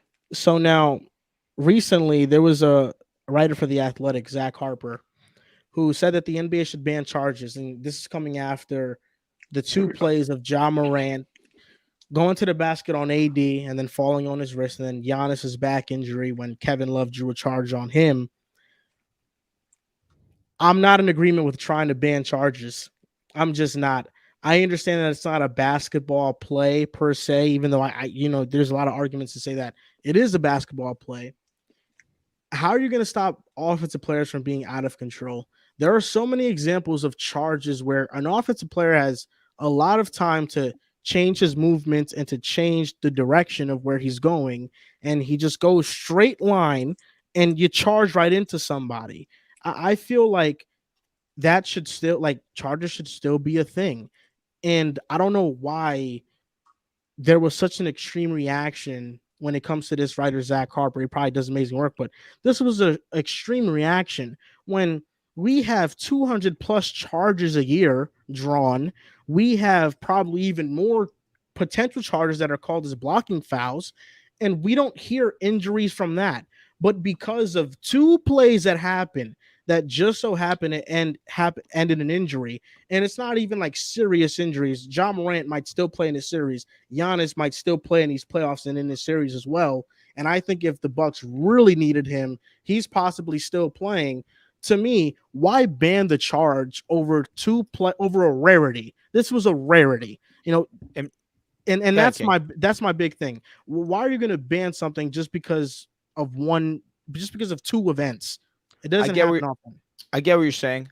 The way I see it is, more often than not, usually a play of that nature is resulting in at least one person hitting the floor, which means that in almost every single scenario that a charge is occurring, there's at least one player that has a risk of injury. And now I am actually in the minority that do believe we should take the charge out of the game, because I don't believe that is a basketball play. I feel like LeBron guy. And Giannis and Zion, fair enough. No, you're right. You're right. I'm not going to say I am in favor of athleticism.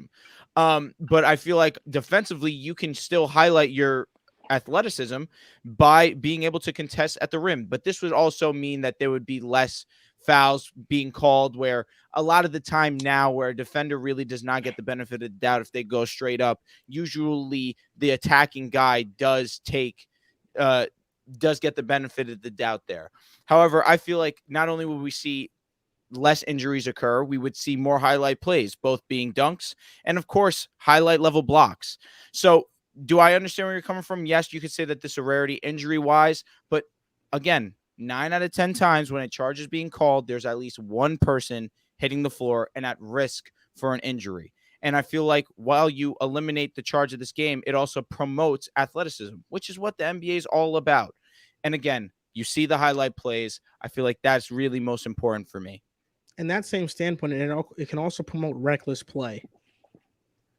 Well, yes and no. I feel like you could say reckless where a guy just kind of goes head down, going to drive to the basket. It's understood that, in my opinion, if you're just standing there waiting for the contact, that's not a play that I'm looking for, that I want to call a charge. The kind of play that I'm looking for is the kind of guy that's driving where he has the defender in front of him, the defender's engaged, he's playing defense, and he just barrels into him. See, that, in my opinion, is an offensive foul. That's reckless. I don't like the type of foul where a defender is just standing there waiting for the contact. Understand that a player is trying to aggressively drive to the paint. I feel like that's when injury is going to be had. And in those scenarios is when we see at least one person hit the floor. I feel pretty strong about this. You should keep charges. For one, it's the offensive player's responsibility to take care of his body. It's the offensive player's responsibility to know, if I'm going to try to jump over another human being who is probably at least 6'5", 6'6", there is a high chance of risk that I'm going to hit the floor. That's not the defender's fault. That's the offensive player's fault. We saw last night a play stood out. I think it was the first quarter. KD is driving to the rim. Zubac goes to set a charge, and instead of going up for a dunk or layup, he stops and pulls a little 8-foot jumper. Now, listen, if that's maybe not in Giannis's game, maybe that's not in Zion's game, but that's on them to develop that so they don't have to put themselves at risk for being injured on that type of play. And then you also have defenders who, a guy like Jalen Brunson, who is, I don't know, top 5 in charges, top 3 among the league leaders, who's 6 foot, 6'1", normally the shortest guy on the court, now has absolutely no chance to defend damn near anybody in this league without charges. Everyone he's going up against, the fact that he's at that size and is able to take charges, put his body at risk. Nobody cares that the defender's putting himself at risk, and he's able to successfully do it. I think if you're taking charges away from the game, you're almost creating a new era of basketball when the shot clock got implemented. That's basically the type of change you're going to be making to the NBA, because now guys like Giannis, LeBron, Zion, all these guys, Ja, who are able to have some sort of, whether it's speed, strength, athleticism, just straight up blow by defenders and are stronger than defenders. Now nobody has a chance to be able to guard them. And you might say, well, now promotes blocks. It does, but when you have a guy going full speed, going up a guy who's going straight up, both of their bodies are still going to collide, and there's a good chance one of them's hitting the floor still. So if you want to take away charges, we're almost entering a new era of basketball where we're going to see offensive ratings be 125, 130 yearly and continue to rise. I would like to see the charges stay because you're really taking away from any defense that's still left in the league. And Kyle Lowry has been the king of taking charges for his entire career, and to my knowledge, there hasn't been an injury he suffered from taking charges. Yeah, the reason this matters is because 2 of the top 15 players on the same day suffered injuries on plays where they go airborne, and the Kevin Love play was rough, ugly. John Morant play was also rough and ugly. Most charges don't result in injuries, and you can make the case if you take charges out because of the reckless abandon these stars already play with the charge in the game, that there'd be more recklessness and maybe more injuries. And I'm not laughing at you, John. I'm sorry. Someone in the comment section was talking about Kyle Lowry and why he never got injured. He said it's because he's got a lot of cushion. I'm sorry, go ahead, John. That was hilarious. All right, go ahead, John. Go. I'm sorry. Keep going, John. This is kind of somebody that's also never taken a charge before in their life. Sure. I was always losing playing time for that reason.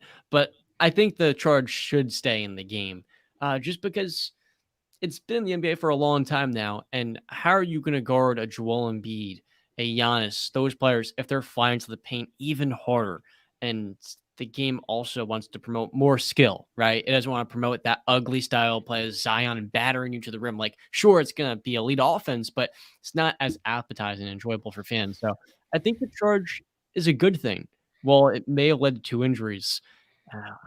It's a controversial topic, though. Definitely a controversial topic. So Dylan Brooks tonight said about LeBron James, I don't care. He's old. I poke bears. I don't respect someone until he gives me 40. I love how he didn't hit the 3 all game. He hits his first 3 of the game, and he starts just getting LeBron's face, Lance Stevenson style. The stare down was hilarious. Stare down. When he hit his 3 to get him to 9 points and was chirping in LeBron's face, I was crying laughing. I mean, he had the plus minus to back it up. I'm really sick and tired of hearing that, John. That determines the winners in the I'm league. tired of it. Please. So, of course, they're going to be against it this year when the Lakers, haven't been as dominant as the Grizzlies. Man, Dylan Brooks, and he hit the 3 to seal the game, man. He did. Dylan LeBron literally looked at him and was just like, nah, and he still made it. I was just like, all right, Bron, that's on you solely. Man, LeBron, man, getting outplayed by Dylan Brooks. He definitely did not get outplayed by him. So now we're going to move on to this next topic.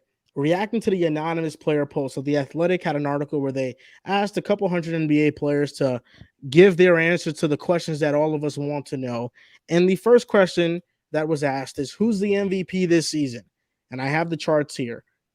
Joel Embiid received 50% of the votes, Jokic 25%, and Giannis 16%. And Tatum 4%. Love seeing Shea on there. Shea definitely needed that acknowledgement of respect. Maybe that leads to him being, obviously the players don't have much to say in it, but maybe there's a little bit of validity to SGA being first team All NBA this year. But really surprised at not more Giannis love. Maybe I feel very strongly that Giannis was the best player on both sides of the court overall this season and was the MVP. Bucks were the number 1 team in the conference. One of the best offensive performers this season, scoring over 30 points, one of the better defenders at his position as well. So that's why Giannis was my MVP. I was a little surprised to see that his percentage was low, but it was a dominant performance from Joel Embiid, 50% saying that he was the MVP. With the way that people were vocalizing earlier on in the season, I would have expected Jokic to get a little bit more love, but hey, Joel Embiid was impressive, and I guess he does deserve this award. Do you guys think that NBA players maybe, there's been this argument, obviously, this MVP discourse that Joel Embiid's due for one, right? He runner-up multiple years, like just give it to him. Do you think NBA players maybe have more respect for multiple years of dominance, going through practice every day, flights, travel, all of the press conferences, basically all the stuff that maybe we don't think about as we're just looking at on-court performances? Do you think these NBA players maybe have a bit more respect that Embiid's been doing it multiple years and hasn't gotten his recognition yet? I just think NBA players think that Embiid is more skilled. That's what I think. And I think that NBA players view this from a different lens. Whereas I was watching a podcast clip from the Point Forward, which is the Iguodala and Evan Turner podcast, and they were just talking about Paul George and saying, Paul George has literally no weakness in his game, like not even close. And the regular fan hears that and they're like, well, if he has no weakness, he should probably be the best, right? But that's not always the case. And I feel like NBA players definitely view the game from different colored glasses. And when they compare Jokic and Embiid, look at Embiid and say, well, he's a more skilled player. And I think that's why Giannis didn't get most of these votes, because although he did have a tremendous season, they kind of don't view Giannis's game as very skillful. That's just my opinion on it, though. And also, those players are basing that off their games against those players. Like, they're not watching some random Charlotte versus Houston game or Charlotte versus Milwaukee game in February. So if Jokic put in 0 effort in 2 of the 5 most of the regular season on defense, and like 3 of your games against Jokic came one of those 2 months, for a lot of these guys, I'm sure that didn't vote for Jokic or didn't vote for Giannis, was because when they played him, he may have been dogging a little bit. So it really kind of depends on when you played these starts. Would Giannis ever dog it, though? Let's be real. No, but Jokic did. Jokic definitely did. No, for sure. Yeah. I just look at Giannis, and I think every single night he goes onto the court, it's 110% every single night. I think also with Giannis, his team is like really good without him too. Like fair 13-7. Yeah. So that plays a role as well, where it's like, damn, like there are 45. Embiid's team was really solid without him as well. Yeah. So I don't know. Whatever. The Bucks just blew out the Heat without Giannis, though. Like Yeah, put up 81 in the first half. Bobby Portis starting. Starting a roster from scratch, the first player they would pick if they were signing in free agency. First is Giannis at 52%. Fucking casuals. 2 is Jokic. 3 is Luka. 4 is Steph. 5 is Embiid. 6 is Tatum. 7 is other. I love seeing LeBron getting recognition at 38 years old. That's pretty Alperen impressive. Şengün got so nice. one. Alperen Şengün got 1 vote. This is That is- obviously the right answer, though. Yeah. Giannis is number 1. He needs. No, come on. Giannis is number 1. He is the best player in the association. He 100% deserves to be at the top of this list. John, calling him casual, I know you're obviously joking, but regardless, you have to acknowledge the two-way ability, his dominant offensive performance, and obviously his dominance on the defensive side of the ball. To me, it's a no-brainer.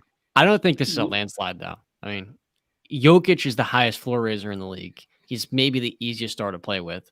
And while he's nowhere near the level of Giannis on the defensive end, like, he makes every one of his teammates better. I think, especially if you're a perimeter player, playing with Jokic is the greatest gift you can possibly have, because he takes the entire playmaking responsibility off your plate.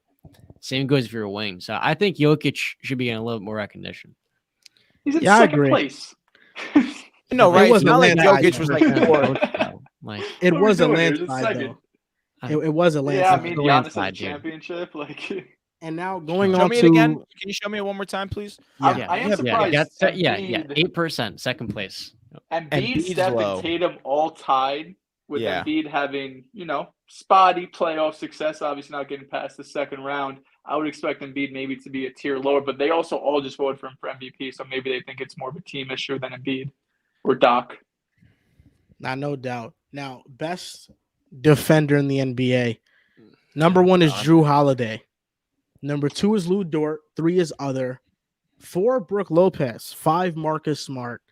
Jaden McDaniels getting some love. You got Bam Adebayo there as well. It's a pretty Nick Claxton getting some love in here. Mobley low. How is Draymond 8th? With the He way might that be the best defender in the league. With the way that we speak know. about Mobley, with the way that the media speaks about Mobley's defense, I'm shocked for him to not be higher. I'm also, I guess I shouldn't be now with the way that it's looking. It seems as if they valued perimeter defense a lot more, especially from these guards, which obviously Jaden McDaniels being high on that list, deservedly so. He's an unbelievable defender, but Drew being number 1, and we understand the DPOY has become more so a big man award outside of Marcus Smart last season, first guard to win it since Gary Payton.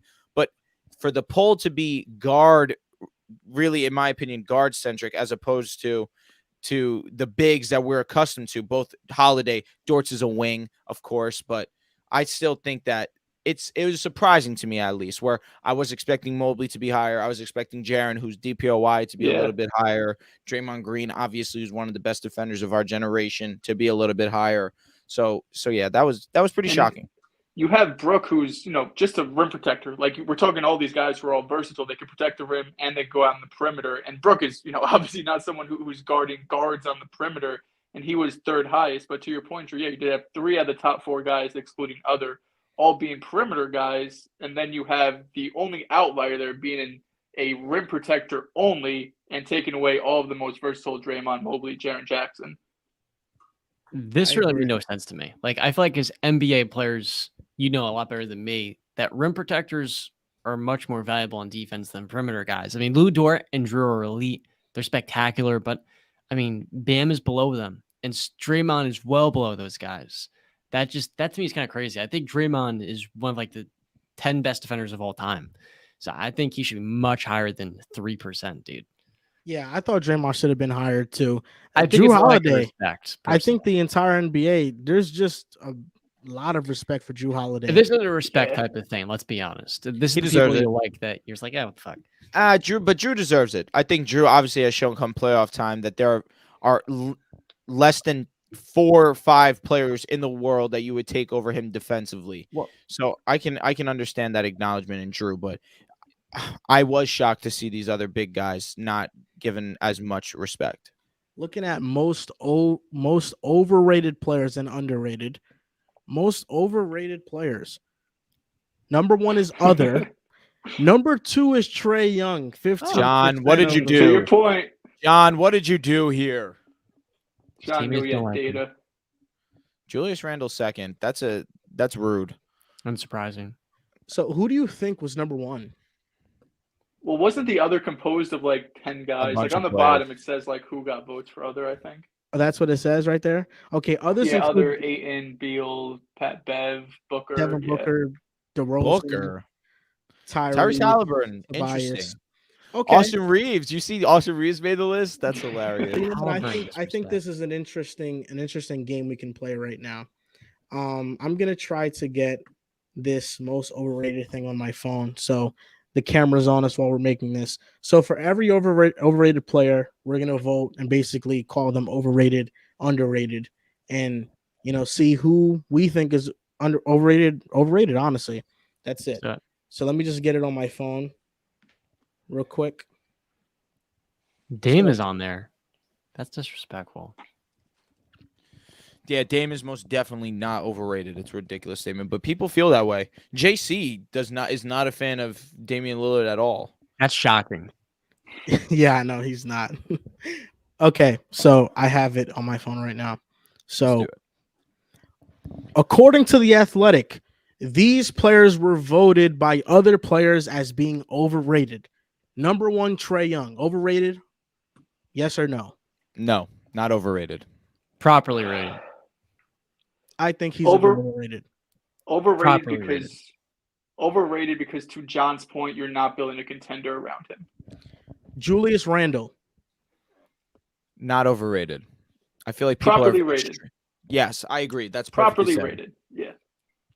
He's an all NBA type talent, but I don't think almost like Trey Young, he's probably not going to be the best player in championship. He's not going to be the best player in Let me championship ask team, you, but he could be individually really great.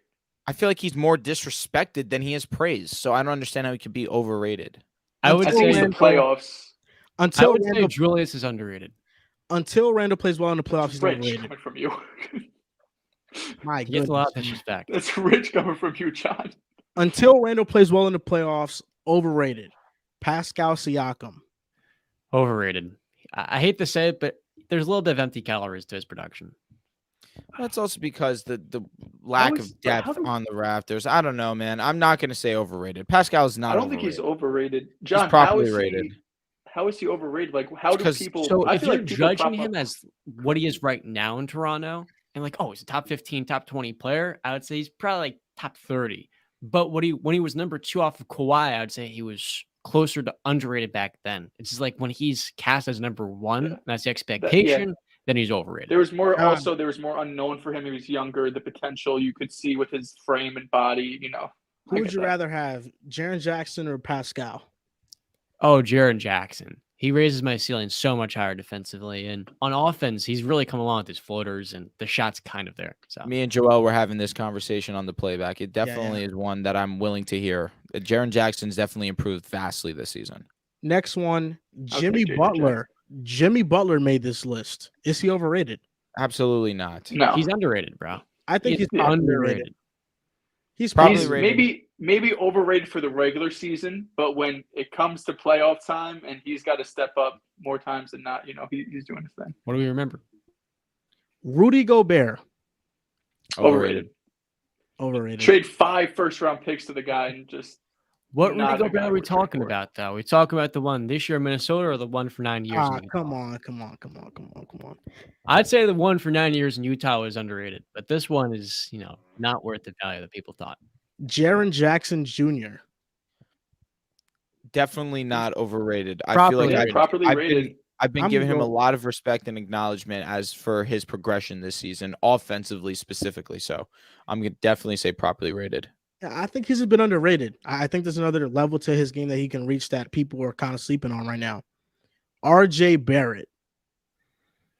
Overrated. I don't think he's not even overrated anymore. Everyone knows rated. What RJ He's not is. deserving to be on here right now. He's properly rated. Liability on offense, and if he's not giving you great defense, there's no reason for him to be on the court. Dylan Brooks. Oh my God. I'm going underrated. Dylan Brooks is an underrated player. People hate him because of his antics, and they ignore his fantastic elite defense. His offense, all right. Let me break this down. His offense is bad. It stinks. It's not good. Shot selection is great. So I feel like with that, yes, people are more rude to him than he deserves, but his offense is so bad that it allows me not to feel that strongly. So I'm just gonna meet myself in the middle, properly rated. Draymond Green. Underrated. Big time. He's underrated. Underrated or properly rated? Definitely not overrated. Damian Lillard. He's not underrated, overrated. He's properly rated. We know he's properly rated. A great talent on a terrible team. Stop it. You've turned into a Dame hater. Where are we rating Dame though? Do you guys think he can be the best player on the championship team? Top 5 guard. Yeah, he could be a 1A. If you think Dame can be the best player on the championship team, you are overrating him. You sure about that? If he's a 1A, 1B with with good role players around him, like if he's the best player, he cannot be the best player on the championship team. I'm going to be honest. I've come to that conclusion as well. I've been persuaded into that belief. I don't think he can be. I think he needs to be paired. He needs to be paired with a dog to be able to win a championship. I think a 1B I think is valid. And the last two, but go, John, and then we'll go to the last As Vimp said in the chat, we should be considering contracts in this too. I think that's fair. And Dame has a super max. Yeah. Like Minnesota is the reason I think Gobert's overrated. If they traded a first-round pick and you know what I mean, 2 first-round picks, be like, okay, that's fine. But they traded 5. The last two, Chris Paul. Given his contract, it's easily overrated. His Given his contract contract, partially 40 guaranteed mil. though. But I think most people 60. think that. I think most people know Chris Paul right now is cooked. He's a shell of himself. I'm going to say properly rated. I still think that he does his job very well in terms of playmaking. And obviously can have those moments where he can give you some scoring when you need it. I'm going to go properly rated. I think CP is underrated. I mean, historically, the fact he's 38 years old in a couple of weeks and he's doing this shit, I think he's a little bit underrated. Once he turns 38 or whatever, he just drop off. Well, don't forget you were hating on him. You were hating on him, and he put you to bed. Bro did a 180 in an hour. Sleep. Now, last one, Austin Reeves. You're talking to me, so I believe that he is properly rated at this point in time. Who you ask. Because now with the way that people have decided to talk about Austin Reeves, which I've been trying to let everyone know for a while now, people are starting to overrate him, but I will not do so. So for me personally, I say he is properly rated. I wouldn't say he's underrated because there's a lot of hype beasts, a lot of them. He's was underrated a month ago. He was underrated a month ago. As of today, there is a lot of conversation that even I would not go that far. I think he's properly rated. He's the most popular overrated player right now. Like for people to overrate him, he is the guy people are overrating right now. But I think if you know ball and you understand his role on this Lakers team, if he's able to have those moments of excellence like game one and take over in the fourth quarter and give you solid defense, you can't ask for anything more. It's like we were in the playback and someone said that they would take Austin Reeves over Desmond Bane. I said you lost. Jason Kemp, is that his last name on the volume? Had Desmond Bane over Austin Reeves. I was like, I know you know ball. Like, can we please not do this? Yeah. I'm a big Austin Reeves guy. That's when we overrate him. We're putting above Desmond Bane, but I think he's proper. That's nuts. Now on to most underrated players in the NBA. This is the list right here. So Jrue Holiday is number 1.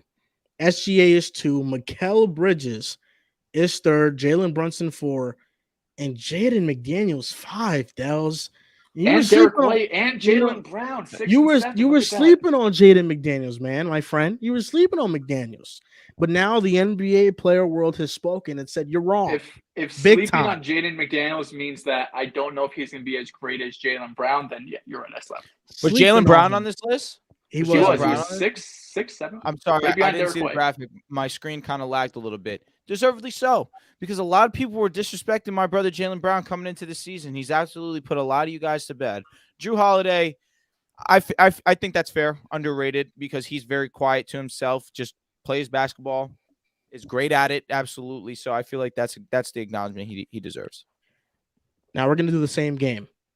Let's do it. Jrue Holiday, is he underrated? Yes, he is underrated. I do strongly believe so. But the NBA players also said he's the best defender in the league. So I feel like he's probably properly rated right now, according to the NBA players. I think they did that in more so to highlight how great of a basketball player. Correct. And then with that fact, now they emphasize it by saying, hey, start talking and acknowledging about Jrue Holiday. He was crucial to the Bucks winning a championship. It wasn't a Giannis carrying. Jrue Holiday was absolutely imperative to being on that team for them to have the playoff success. I remember seeing an interview of Isaiah Thomas with Ball Don't Stop, and he said that Jrue Holiday, if he had his own team, can average 25 and 8 a game if he wanted to. So I think 25-win team. NBA players are very high on Jrue. I think that Jrue, though, is properly rated. He's the definition of properly rated. I mean, when was the last time he shot above 40% in the playoffs? Like, I love Jrue Holiday. He's a great player, but I mean, I think some people tend to talk about how underrated he is when it's like the guy's like in the playoffs, oftentimes not that reliable for the Bucks. I think he's how probably often rated. Do you hear people praise Jrue Holiday though?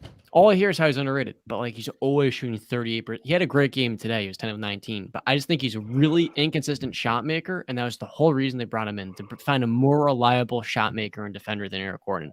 I was going to say more so Mr. 38%, I feel like, in the playoffs. For as good of a defender and playmaker as he can be.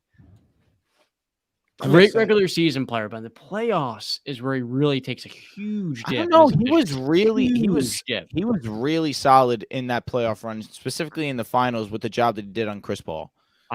He was 40% in that run. No, he wasn't efficient. I'm not going to say he was the most efficient, but defensively, I think that's why you brought him in, because defensively he can lock up any player that you put him opposite of. Your dog has me fucking dead. Yeah, no, she's having the time of her life back there. I think your dog would say underrated for Drew. She would. So next name, SGA. I think properly rated at this point. Correct. He's properly rated. It's universally. He's going to be all NBA first or second team. I'm with that. Mikal Bridges. His son's version underrated. He's been underrated for a while. He's properly underrated. And I think you're underrating Mikal if you think what he's doing in Brooklyn is a fluke, because what he's doing is actually his game, and he's capable of this. Let me ask you a question, though. People are comparing it to James Harden. Is that at a point now we talk about overrated? That's out of pocket. He's not that. Yeah, okay, that's where that's the reason why I'm teetering on this one. That I'm gonna say properly rated just for the sake of argument. Let's not go too deep into it. But when people start to mention, hey, now he gets his own team. Hey, maybe we see a James Harden type ascension. That's when you start to lose me. Ant's got 39 right now. I think you picked his over points, right, Joel? Yeah. He's attacking. He's attacking, man. Lock of all locks. Now, next one, Jalen Brunson. I think this season has properly rated him. Absolutely. Yep. Absolutely.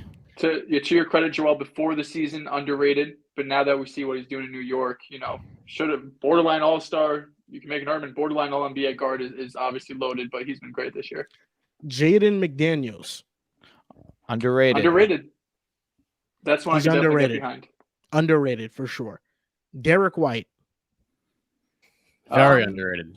I still think I think because there's so much more highlighted on Jason Tatum, Jaylen Brown, Marcus Smart, Rob Will, that the lone forgotten, and Malcolm Brogdon, who's going to win Sixth Man of the Year, everyone's getting their love and praise except Derek White, who probably will be or should be defensive team. But regardless, this guy has been he has vastly improved from last season to this season, and not many people acknowledge that and give him the respect to the point where people are having. Go ahead, Joe. Sorry.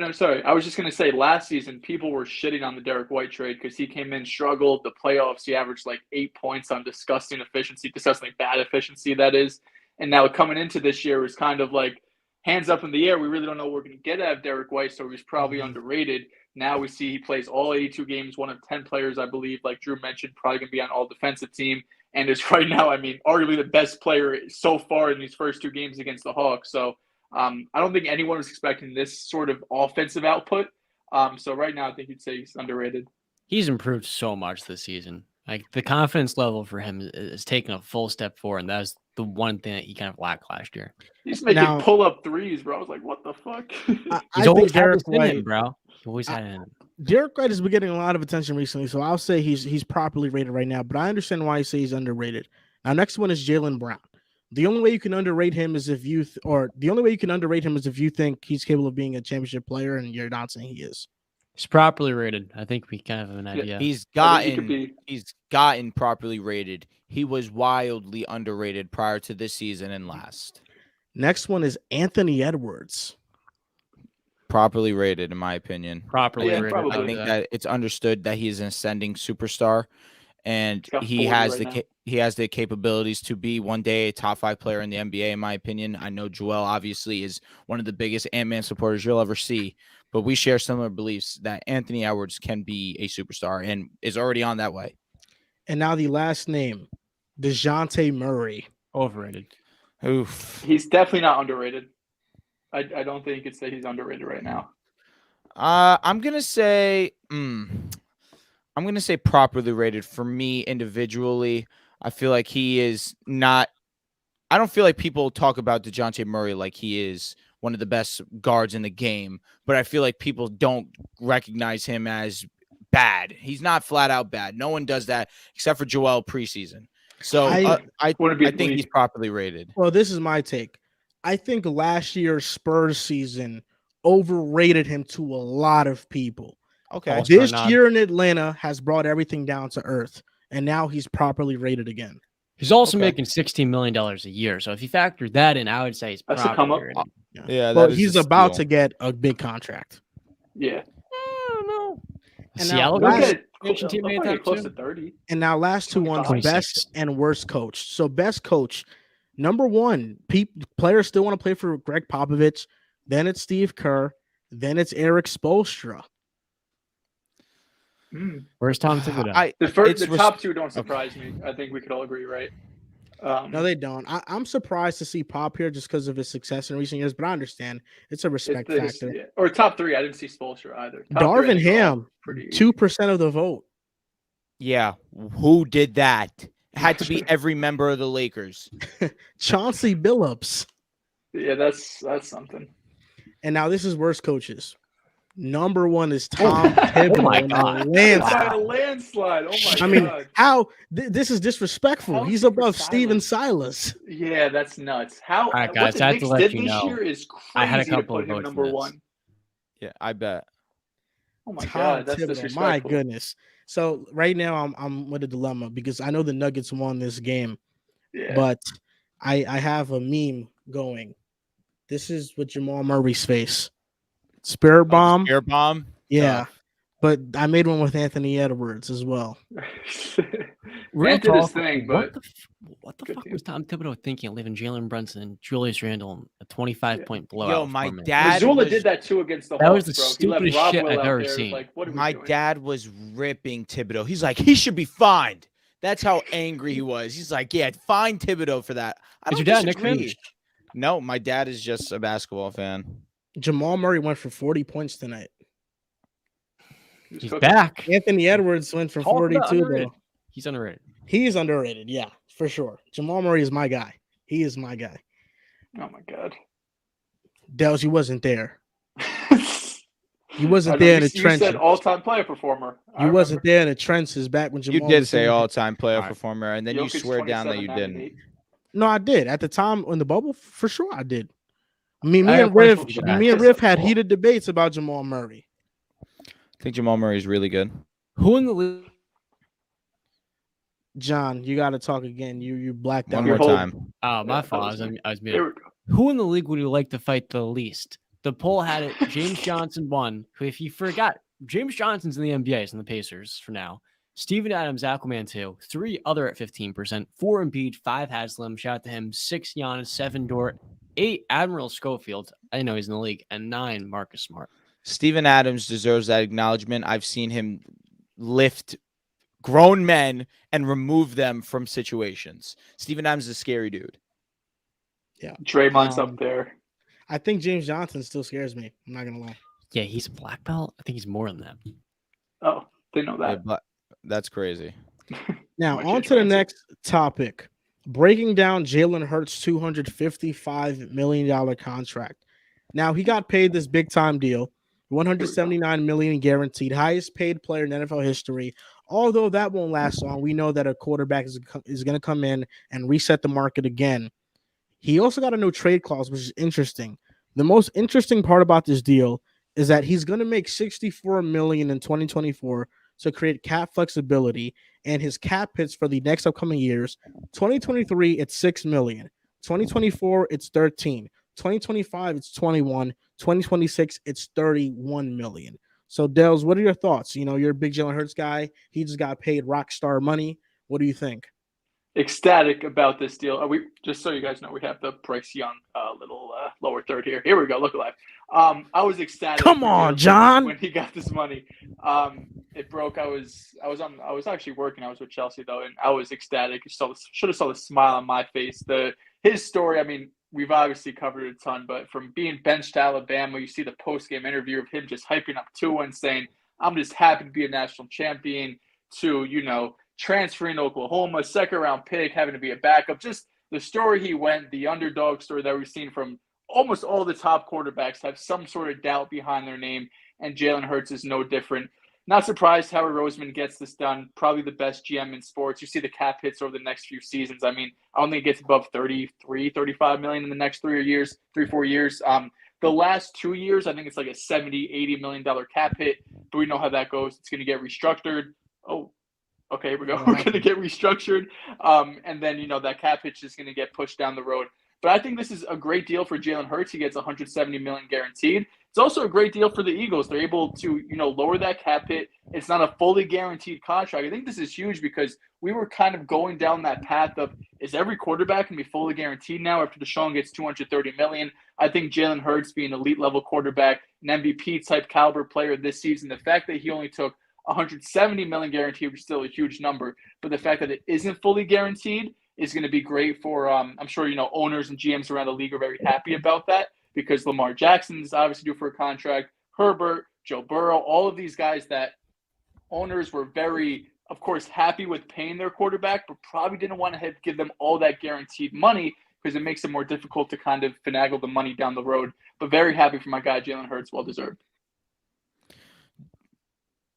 We both almost went Joel. That was funny. Yeah, I know. So what makes this deal so lucrative for me, if I'm not only the Eagles organization, but of course an Eagles fan, is how they were able to finesse the salary cap. This really becomes the home run in it all, because now it allows you to allocate money towards positions of need. And Jalen Hurts deserved this money, in my opinion, for the ascension, for the way that he's been year in, year out, improving his game. From year 1 to year 2, he improved as a runner. From year 2 to year 3, he improved as a passer. Not only just improved as a passer, but became one of the best statistical quarterbacks in the league. Was at one point the MVP favorite until he did not play the last 2 games of the season. Went to the Super Bowl, was excellent in the Super Bowl game itself. He was phenomenal. But the real reason why this contract is so amazing is because of the salary cap. Now, in terms of discussing these other quarterbacks that are going to be paid, yes, I think that as of right now, him being the highest paid quarterback was a priority for them to understand that they respect Jalen Hurts and what he means to the franchise. But then now you look at these other guys that you're going to look at owners and, the Bengals owner saying that Joe Burrow can go to the Bengals owner and say, hey, I understand Jalen Hurts is that guy, but I've brought us to a Super Bowl and I brought us to 2 AFC championships back to back. You should make me the highest paid owner. You should make me the highest paid quarterback in the game. Justin Herbert now, where he has not had as much playoff success, but statistically, he is one of the best quarterbacks to start a career ever that we have ever seen. He is that great. He can now go to his owner and say, hey, you should put me in this class of quarterbacks because of what I've been able to accomplish statistically. Yes, I haven't been having my playoff success, but inevitably I will get there. But I still can't comprehend sometimes, and maybe it's still me learning the game, of how they're able to manipulate all this, how they're able to manipulate the cap a player can get per year. And I understand that you give it up front, it allows you to lower it. But I still, maybe Joel, you can explain it to me. How did it get from 6 to 13 to just anything less than the 50 to 60 million that we see these other players getting, like a Michael Thomas, that he was guaranteed the most money at one point? Is it just paying it up front that allows the salary cap to lower? It's not paying it up front, it's pushing it back. Okay. So Jalen Hurts cap hit in 2027 and 2028 will be 95 million. Really? Which will eventually get restructured and it'll get brought down. And then they'll push it back again. Exactly. Yeah. So in his prime, so in his quote-unquote prime, where these next upcoming years should be their greatest window to win a championship, the cap's at its lowest. I think that's brilliant. Absolutely. Yeah, it is. But, once the roster starts to deteriorate a little bit and his cap hit spikes, we'll see how they manage that. But that's the biggest thing. And that's why we saw this past season, Deshaun Watson's cap hit was, I think, like $1 million, because they transfer that to the back end. In a couple of years, the Browns are going to owe Deshaun Watson a shit ton of money, and they're not going to be able to build a roster at all. So 0 void years. Yeah. So I think the good thing about this contract is that it's not fully guaranteed. And I think we're not going to see a contract like Deshaun Watson ever again. And Jalen Hurts, he deserved this contract. And he's smart. His agent's smart for capitalizing while his value's at its highest. He just led a team to the Super Bowl with second MVP votes.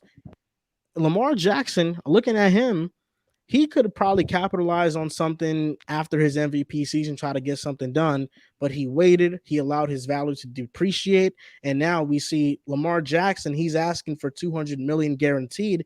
It was reported the Ravens offered him that, and I think if Lamar, after looking at Jalen Hurts' contract, if he's not looking at that and looking at taking and pouncing at that opportunity, he's delusional.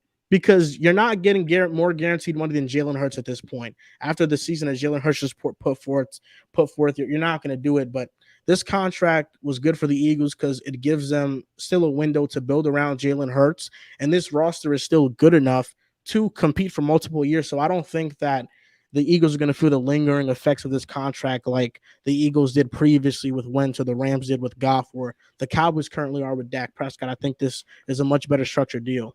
And it's crazy, Joel. When the Eagles extended Carson Wentz in 2019, that was a historic contract, $128 million. That was huge at the time. I was not fully guaranteed, and this Hurts contract is nearly double that. The guaranteed money is at 179, and Jalen Hurts is deserving to be the most highly paid quarterback in Eagles history because he can be the reason they're winning champ. Like, they've had great quarterbacks, but Jalen Hurts is an intangible factor coming out the draft. It's something that we very rarely see, and his rate of development is something even more rare. And he is the exact leader you want in the biggest of moments. I think he is one of the most deserving quarterbacks in the league to get generational wealth like this, and I think it's only a matter of time before Philadelphia is back in the Super Bowl. Yeah, they should be NFC favorites. Now, next topic, Bryce Young. All of a sudden, he's jumped to being the first overall pick. And this is a surprise because for this entire process, that has not been the case. For this entire process, Bryce Young some people said maybe he would go third quarterback taken. He was probably the second, mostly the second, though. People mocked him in Houston a lot. But for those wondering out there why Bryce Young is now the number one overall quarterback on a lot of people's mocks is because the NFL makes these quarterbacks take S2 cognition tests, test a bunch of tests like your reaction timing, your speed. It basically measures how well you process information, which, of course, in a game like football is very important. Bryce Young had a great score, one of the best scores that they've seen. And a lot of GMs value this on top of the talent that he already has. And CJ Stroud reportedly bombed the test. He was abysmal at it. And there's been some other reports that CJ Stroud is hard to coach and that he ghosted the Peyton Manning or the Manning Academy for quarterbacks. And now all of a sudden, as Bryce Young's stock is rising, CJ Stroud seems to be diminishing. There's also talks now that CJ Stroud might even go number 2 overall. There's talks that Will Anderson, I believe, is the favorite right now. And I mean, this has gone back and forth. Before the Panthers had the pick, Young was the favorite. The Panthers trade up. You look at the history of Frank Reich, always going to go for this big pocket quarterback. The odds-on favorite are Bryce Young or is CJ Stroud. And then you have news come out over the last couple of weeks, and now Bryce Young's the heavy favorite again. Part of it, I do think it could be the testing. I think part of it is also probably ownership, who is, just bought the Panthers handful of years ago, 2-3 years ago, very rich owner. It seems like he, more than anything, is very interested in Bryce Young. He had some comments. I don't know where he got interviewed. Maybe it was the owners' meetings or whatever, talking very highly about Bryce Young. They had questions about his height. He compared him to guys like Russell Wilson and Drew Brees, saying we've seen guys have success with his stature. So part of it, I do think, is the ownership really pushing for it.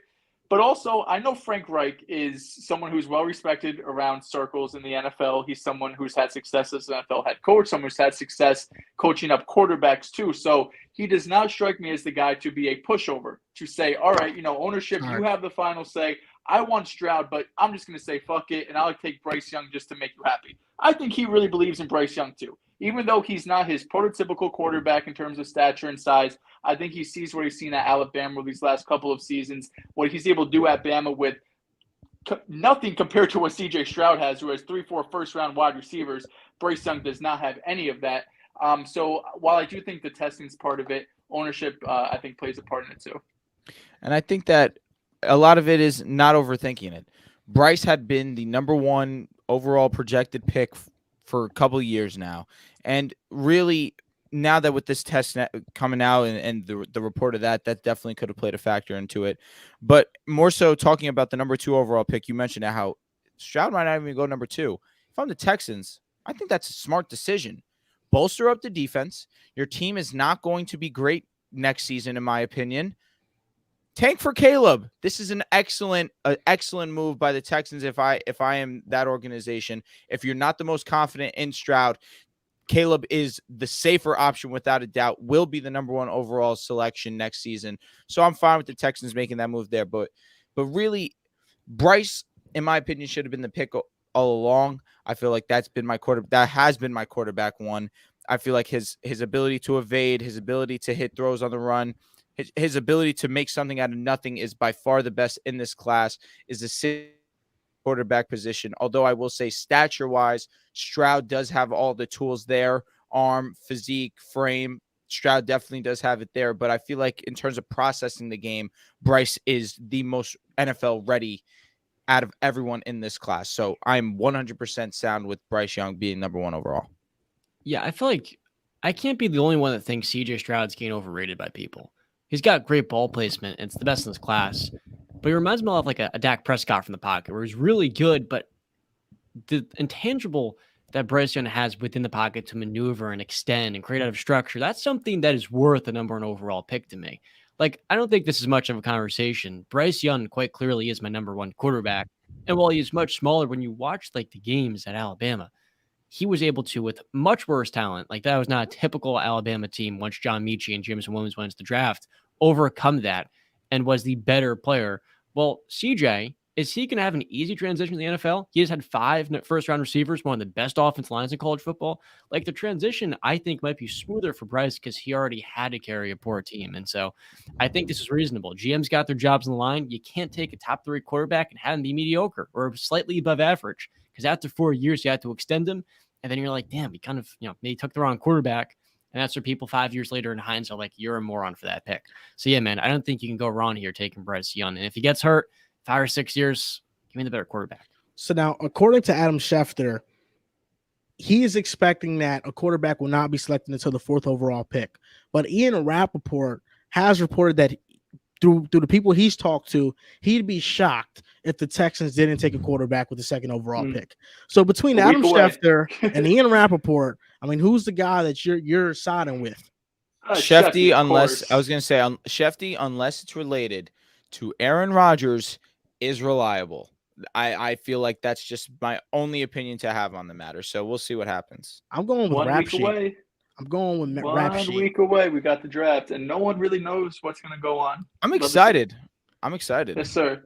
No, honestly, these NBA playoffs just been so great so far. I feel like nobody's we have been looking spoiled at the NFL draft yet. But NFL draft is one of my favorite days of the year. I can't wait. No, I know that you guys probably saw the Trey Lance report too. What's going on? Yeah, that was. Yeah, how did you feel about that, Joel? It's like someone told you Brock Purdy was that guy. Put some respect on his name. Well, I think the Niners are stupid. As stupid as trading 3 first-round picks for a quarterback.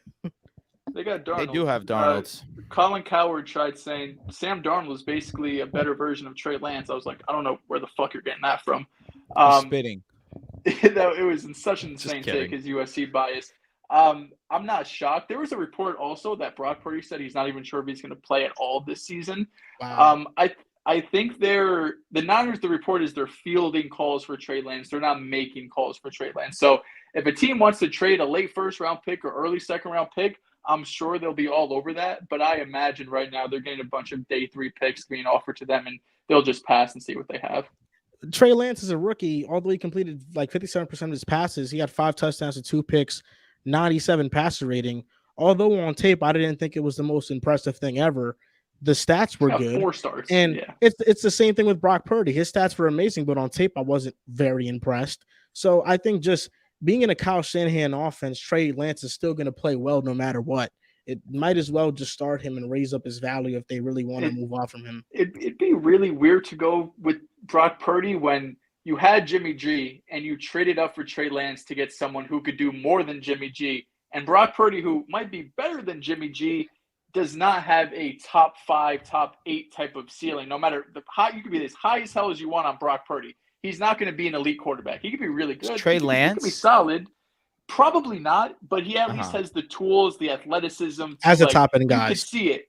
Exactly. Like, I'm not expecting to make that jump. You know what I mean? That's really hard to do. But at least that's why they trade up for it, because they're saying with his physical attributes and pair that with Kyle Shanahan with his weapons, we could see something really special. With Brock Purdy, you're probably just getting a better version of Jimmy G. And it's important to note that Brock Purdy, S2 cognition test, is amazing. Elite. 99 percentile on S2 Not cognition surprised. test. He's a ball knower. Mr. Relevant. Well, you want to know who else did good on it? Mr. Zach Wilson, 84 score. Okay. Zach did his thing. So it's not perfect. That was a flop. So that means Zach Wilson, he got the mindset, he got the brains, he got the talent. You better respect Mr. Zach. He was at voluntary workouts this week. By the way, you mentioned Zach Wilson. Ray showed your ass the other day talking about Zach Wilson. Don't ever do that again. It's funny. I was talking to Dehls about this. You ratioed us because you mentioned our backup quarterback. It's not even our starter. I'm so confident in Brock Purdy that I decided to actually get into put stock on him. I withdrew my money after he got injured. I decided to take my winnings. Decided to invest on Jordan Love. I've seen return. Decided to invest a little bit more on Tua once they picked up his 5th-year option. Saw my return there. But then I heard these Trey Lance rumors of potentially being traded. All the money in my account put into Brock Purdy. I'm ready. But hearing the news that he might not play all season, I don't love. Take it out. However, when he does, yeah, for real, that's how I'm feeling. But when he does, that price is going to go up because $8 for a potential franchise quarterback, you can't beat.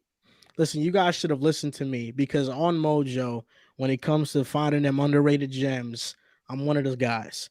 Zay Flowers, underrated. He's went up like 24% in the draft process, and some people are getting a lot of hype. Yeah, facts. Listen, if he goes to the Chiefs, he's going for 1,000 as a rookie. Yeah, but the thing is, they'll have to move up. Yeah, facts. He's not lasting until 32. But they're I think saying 3-4 wide receivers go because of the talk of him being the first wide receiver taken. His stock has went up a lot on Mojo, and Roshan Johnson, his stock continues to go up on Mojo.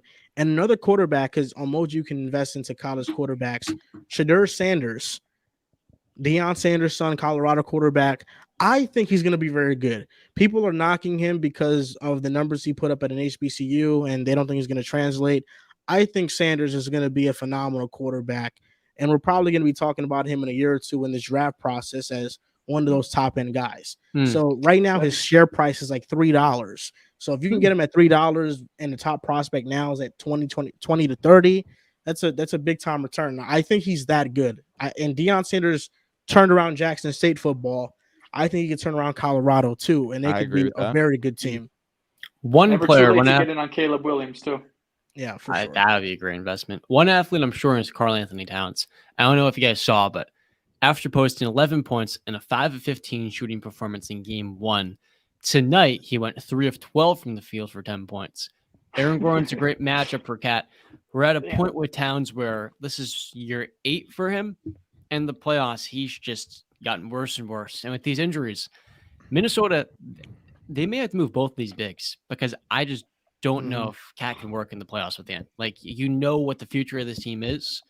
And it honestly feels a lot like Kemba Walker at the Celtics, where you knew you had to give up the keys sooner rather than later. Let those growing pains develop for Jason and Jalen. And for Karl Anthony Towns, he's a skilled player that has trade value. Why would you let that waste as he goes deeper into his 20s? I mean, they're giving him a $200 million contract now, though he has never performed in the playoffs and can't defend. And, like, he's also hurt every other year, missing half the season. Listen, John, I agree. Bad stuff. And I'm a huge Cat fan. I love Cat, by the way. Massive Cat fan. Oh yeah, I'm sure. I watched him the sooner 6th grade. The sooner the Timberwolves build around Ant and Jaden McDaniels, the better they're gonna be. Jaden McDaniels is gonna be that star player. And by the way, Dehls, I saw you try to disrespect me on Twitter. I might have sent you clips from 2020 of me talking about Jamal Murray. All right. Enough. Stop. All right. You've been the biggest Wolves guy all year, and they lose, and you put up a Jamal Murray. Because Jamal Murray's my guy. I've supported the Nuggets all year long. I said it was making the finals. Dude, you're so gross. You said the Wolves should be the 1 seed. I said that. Come on, you can't use a off-season prediction on me. You're always so high on them. I said Denver is going to make the finals. Easily a top 5 player, and it's no debate. No top 5 point guard, and it's no debate. You're welcome. Jamal Murray. He's doing for sure. Yeah, your burner works hard. I sent him. He works overtime. Oh, you need help, Joel. You and your burner working together is nasty. It's your literal burner. It's the dream team. It's the dream team. You're now done. Listen, before we get off. Oh, so you co-signed that MLB The Show tweet? You're done with me. Of course not. You're done. Of course Just not. kidding. I only advocate for pro Joel propaganda. That's all I do. So now listen, make sure you guys like up this stream. Make sure you guys subscribe because according to the number, 70% of you guys are not subscribed. So make sure you guys subscribe. And by the way, Boom Fantasy tonight, I had Ant-Man over 23.5 points. He hit that. Drew had LeBron over 8.5 rebounds. He hit that. Riv had Anderson over 5 rebounds. He hit that. We went 3 for 3 today. First time it might have happened in history. Wait, we didn't lock up the last one time? Other time, maybe. I know I hit my Andrew Wiggins PRA 19.5. What did you have last time? No, you were 1-0. The other two guys were 0. Yeah, John, you losers. Dude, he's underage, that minor. Oh, right. Yes, we John. So make sure you guys download Boom Fantasy, help out the podcast, code PAS. Link is in the description. Reminder, we are on the franchise tag. We need these signups. Make sure you guys sign up to Boom Fantasy and gamble responsibly. Number 1, you guys can follow us on Twitter at PickAsidePod, on Instagram and TikTok at PickAsidePodcast. Thank you guys for watching, and we'll see you next time.